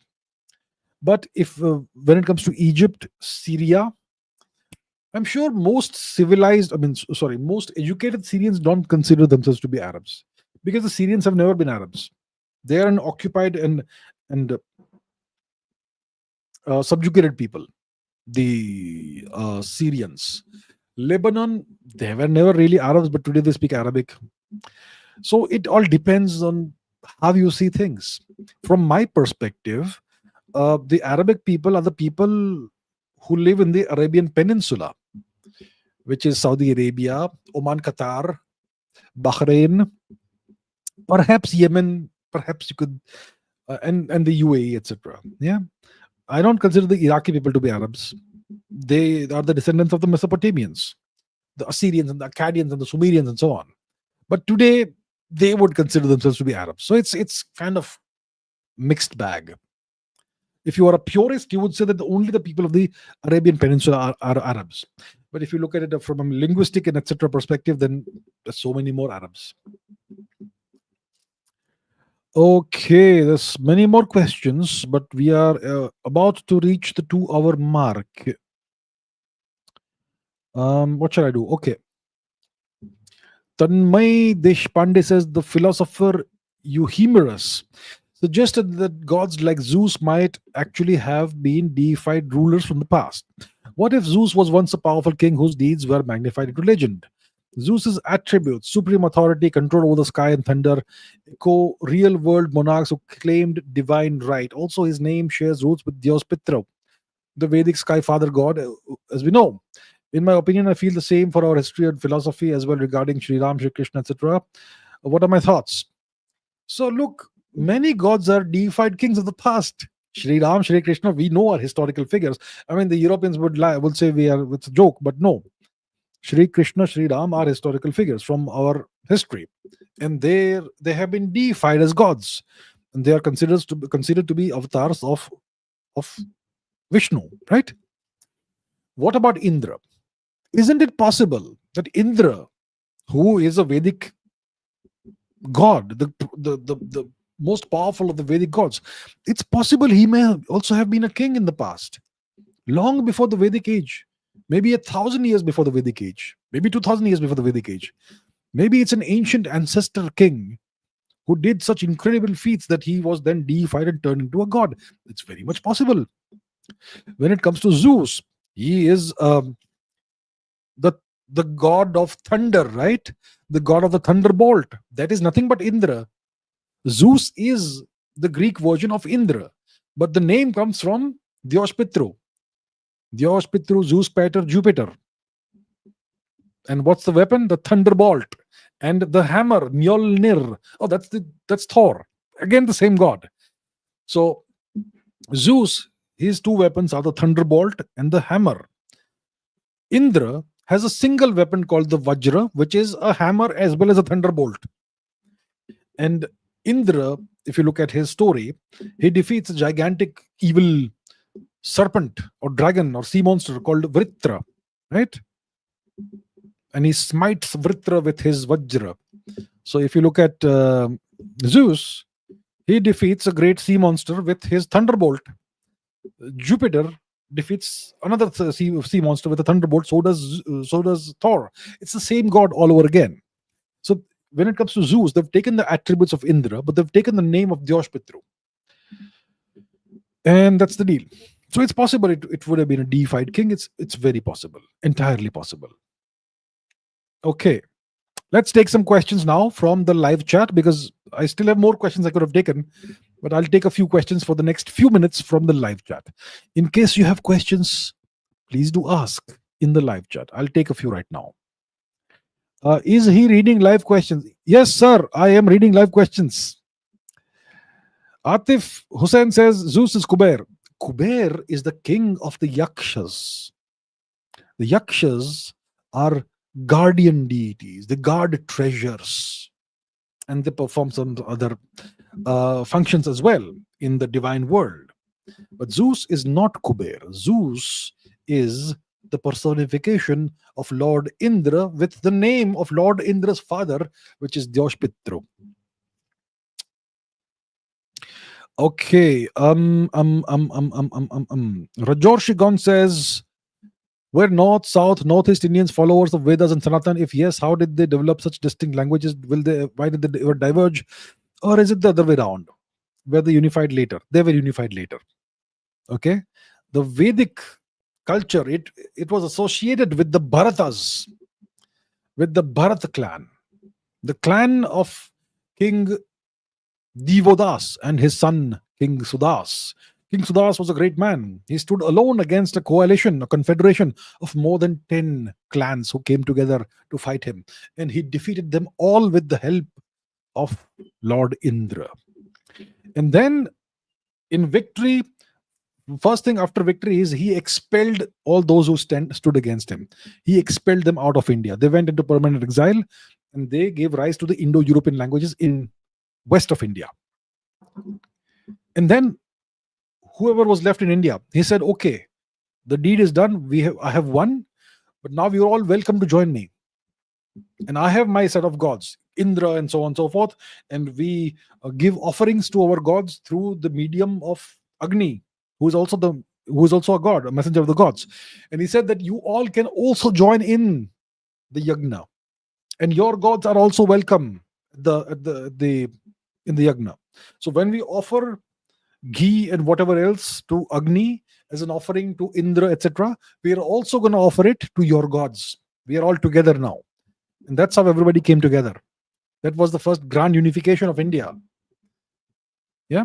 That's the origin of Indian civilization. So originally, you would have had lots of different belief systems and all that in India. But eventually, because of the victory of King Sudas, everything was unified slowly, gradually, etc. All right. Okay. Thomas says, can we consider the Kushans and the Sakas to be Indians? See, today, I'll first take today's question, then the question of the time period you're referring to. Today, a lot of people, if not the majority of people in northern and western India, including Gandhar, including Pakistan, including Gujarat, Rajasthan, Maharashtra, well, I don't know about Maharashtra, but at least western northern India, Punjab, Haryana, etc., Kashmir, all these people will have a little bit, some extent, some fractional Greek ancestry, Kushan ancestry, Shaka ancestry, all that. So it's there in us. Now, when it comes to the Scythians, the Sakas, where the Indians? Well, they invaded India 2,300 roughly years ago. Okay, and why did they have to invade India? Because they were fleeing from the Kushans. Why were they fleeing from the Kushans? Because the Kushans were fleeing from the Huns. That sort of thing. The Scythians were most likely descendants of one of the losing clans or multiple losing clans of the Battle of the Ten Kings, which happened God knows how many thousands of years ago. So they were expelled out of India. They set up kingdoms in Central Asia, and some of them became nomadic. Okay, and they lived all across Central Asia, which was called Scythia. And about 2,300 years ago, they re-entered India. And when they re-entered India, they were able to conquer parts of India, and they ruled over those parts of India. And was there any cultural clash? Was there any ethnic clash between the Scythians and the Indians? Nothing. They still had the same culture. Their languages were still similar. The Scythians were sun worshippers. Saurashtra, the Rashtra of the sun. Yeah, who ruled over Saurashtra? The Mahakshatrapas, the Western satraps, who were Scythians. They were the lords and protectors of the great Jyotirlinga of Somnath, and they controlled India's trade with Rome. So the Scythians, the Sakas, they were of mixed ethnicity by the time they re-entered India. Some of them would have looked white also, with blonde hair and blue eyes, but originally they were of Indian origin. Same goes for the Kushanas. Okay, the Kushanas, they were found in the Tarim Basin region, the Tarim River Basin region. If you go to that region today, you will find mummified remains of their ancestors, the Tokharian people, the Tushara people, whose language was similar to Indian languages, whose script was kind of, it went kakagaga, all that stuff, right? And their genetics were R1A, which is again very similar to our genetics, even though some of them had blonde hair and red hair and blue eyes. So they were all of Indian ancestry. Okay, now next, what else? Lavanya says, any progress on Dwarka Island excavation or any more sites of Saraswati Sindhu in Bharat? I have absolutely no idea. I heard that there was some further marine archaeological expedition that happened recently in Dwarka, off the coast of modern Dwarka, but I'm not sure what the outcome is. I don't know what they're trying to achieve, whether there is any real progress or not. I have not seen any significant progress in the past 30-40 years, so I have no idea. Maybe something is happening, maybe I'm not informed, but I have seen nothing of any significance happening. So no, I don't know. Any more sites of Saraswati Sindhu in Bharat? We have thousands, but nothing is being done there. Yeah, nothing is being done.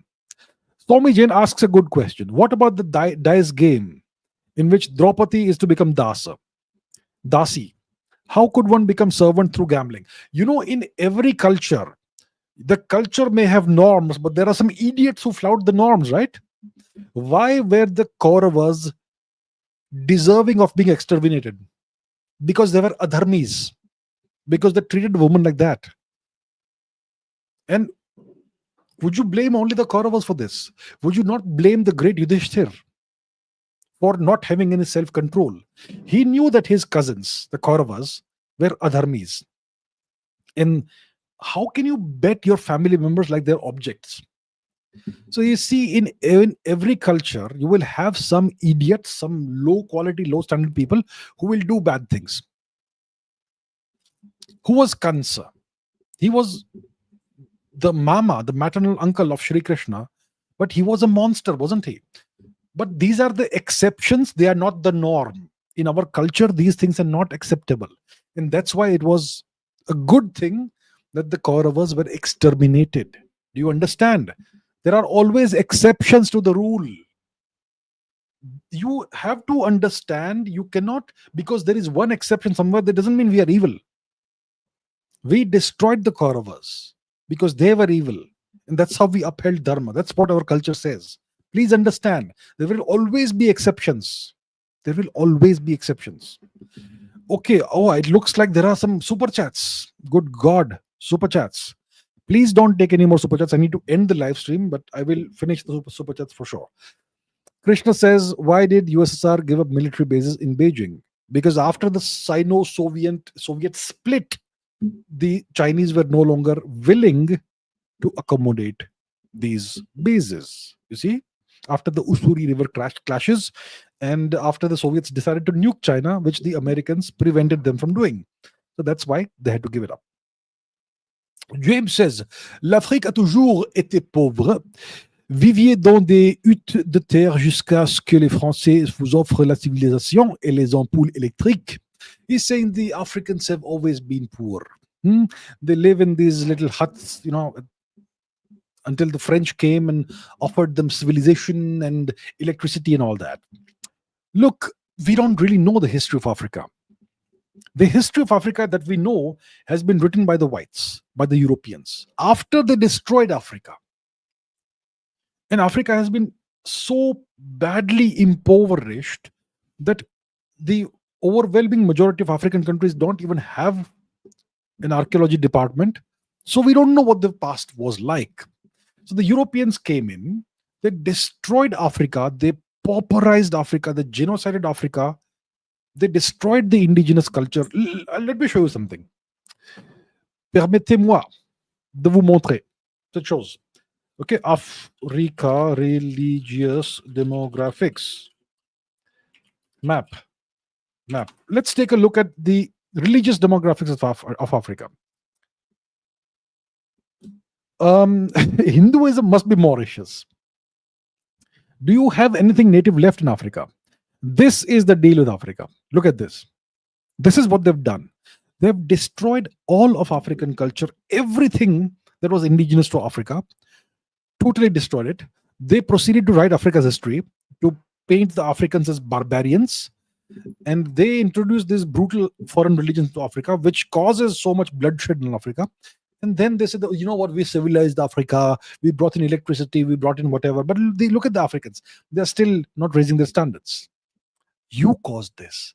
You destroyed Africa. You installed dictators.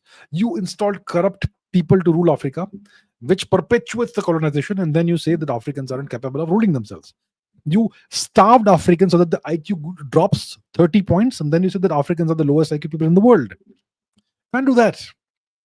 Please.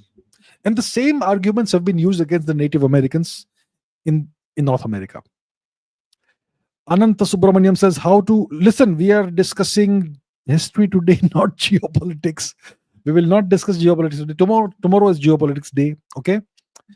Favorite king or emperor? I don't have any one favorite king or emperor. Ashok is one of my favorites. Okay, even though he was slightly naughty.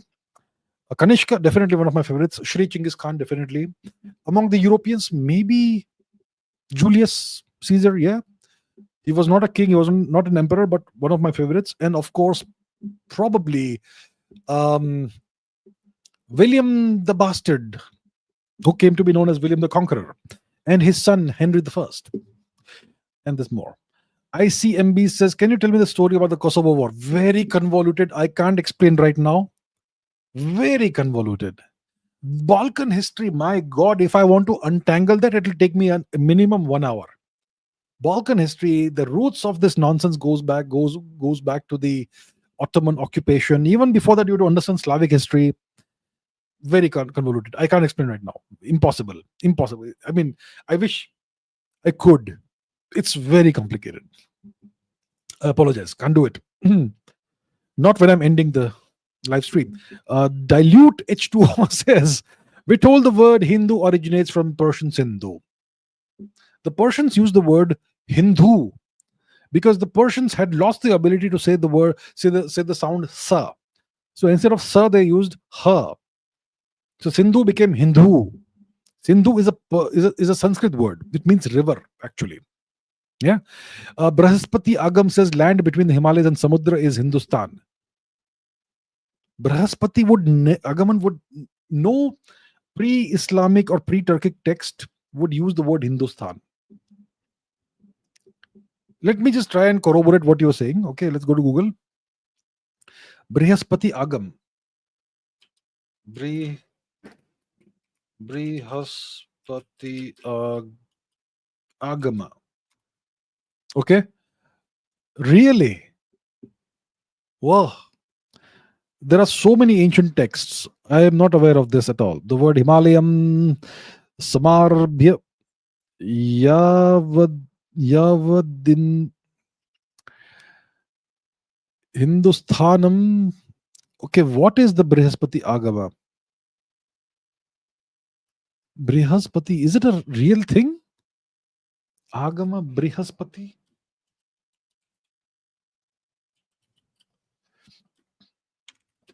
Look, I don't even know what the Brihaspati Agama is. Okay, I'm not aware of this. Does it really exist, the Brihaspati Agama? What's the origin? Original text. Do you have it? It's not definitively known. It has undergone revisions over time. Surviving versions may not be original. So look, this is not something that you can rely upon. This claim that it talks about Hindustan. No, no. From my little brief research that I did over the past 60 seconds, it's clear that it's not something that is reliably attested. Okay. The point is, the word Hindu, it originates from Persia.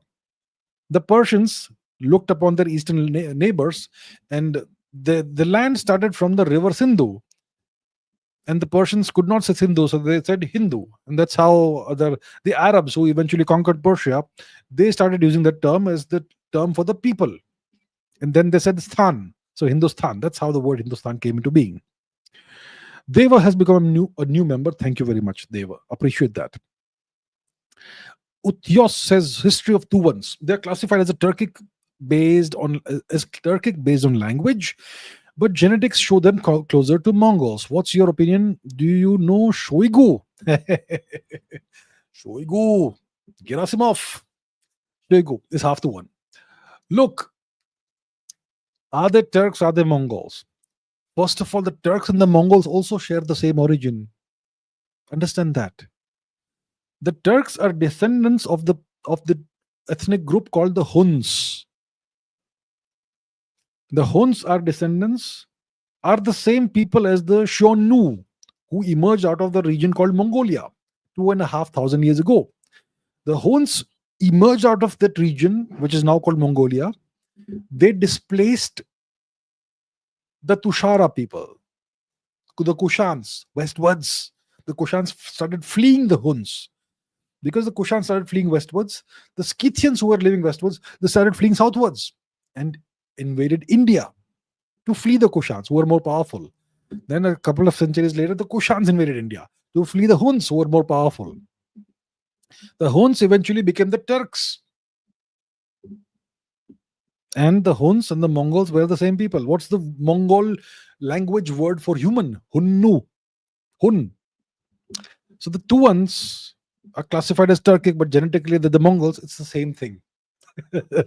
Same thing, essentially. Amisha says, how did the development of bipedalism influence the evolution of childbirth and infant dependency? Did walking upright make childbirth more difficult? I have absolutely no idea, Amisha ji. I have no idea about this matter. I have never researched this. It's possible. Look, when you adopt a bipedal gait from a quadrupedal gait, your skeletal structure will change. Your femur, your tibia, they will elongate and change in shape. The pelvis changes in shape. The lumbar spine, all of that changes. So maybe the pelvis becomes more narrow. I'm not sure how it works. Gorillas have far wider pelvises than humans. It's possible that it may have influenced the evolution of childbirth and infant dependency. Maybe it could possibly have made childbirth more difficult, but I am not 100% sure. It certainly would have changed the skeletal structure, which can certainly affect the way things happen, mechanically at least. But I haven't studied this in detail, so I won't be able to tell you right now off the cuff whether it did indeed have this effect. Injured soccer player says, Pakistani Punjabis boast about Arabic and Turkish ancestry, but they speak Punjabi and have Punjabi last names. What are my thoughts? Slave mindset, right? Slave mindset. inferiority complex. The Pakistanis, they identify themselves based on what they are not, or what they claim to be not. Their identity is that we are not Indians, we are not Hindus. That is their identity. So then what are you? Oh, maybe we are this, maybe we are that. See, if you go to Turkey and you take away, for example, hypothetically completely, okay, this is the thought experiment. If you take out the religion from Turkey, what is left? Turkish culture, Turkish language, right? They're still Turkish. If you go to Egypt, take away the religion, they kind of become Egyptians again, right? The language is still Arabic, but they kind of become Egyptians. If you go to Persia, Iran, you take away the religion, suddenly they become Persians again. You go to Pakistan, you take away the religion, what will happen to them? They'll become Hindus and Indians again, right? But they don't want to be that. That's why they claim all kinds of different ancestries. Sometimes Arabic, sometimes Turkish. Now I don't know what else they can do. What Chinese now? What will you do? Neither the Arabs nor the Turks want you. They speak Punjabi, they have Punjabi last names. It's slave mentality. It's sad to see. It's sad to see. But it is what it is. Okay, peoples, I am done with the questions for today. Thank you very much for all the questions. I really appreciate all the questions you asked, and it was great fun fielding all the questions. Thank you very. Oh, there's one more super chat apparently. Please clip James. Africans would appreciate. Certainly, I will clip out all the questions. Yeah, they will all come out on the channel in due time. So, people, thank you so much for your questions. I really enjoyed this. And tomorrow, I look forward to seeing you and doing a geopolitics live stream, super chat live stream. And yep, I'll see you tomorrow. Keep learning, keep asking questions, keep raising your standards. And I shall see you tomorrow. Take care. Thank you very much. Until tomorrow. Bye bye.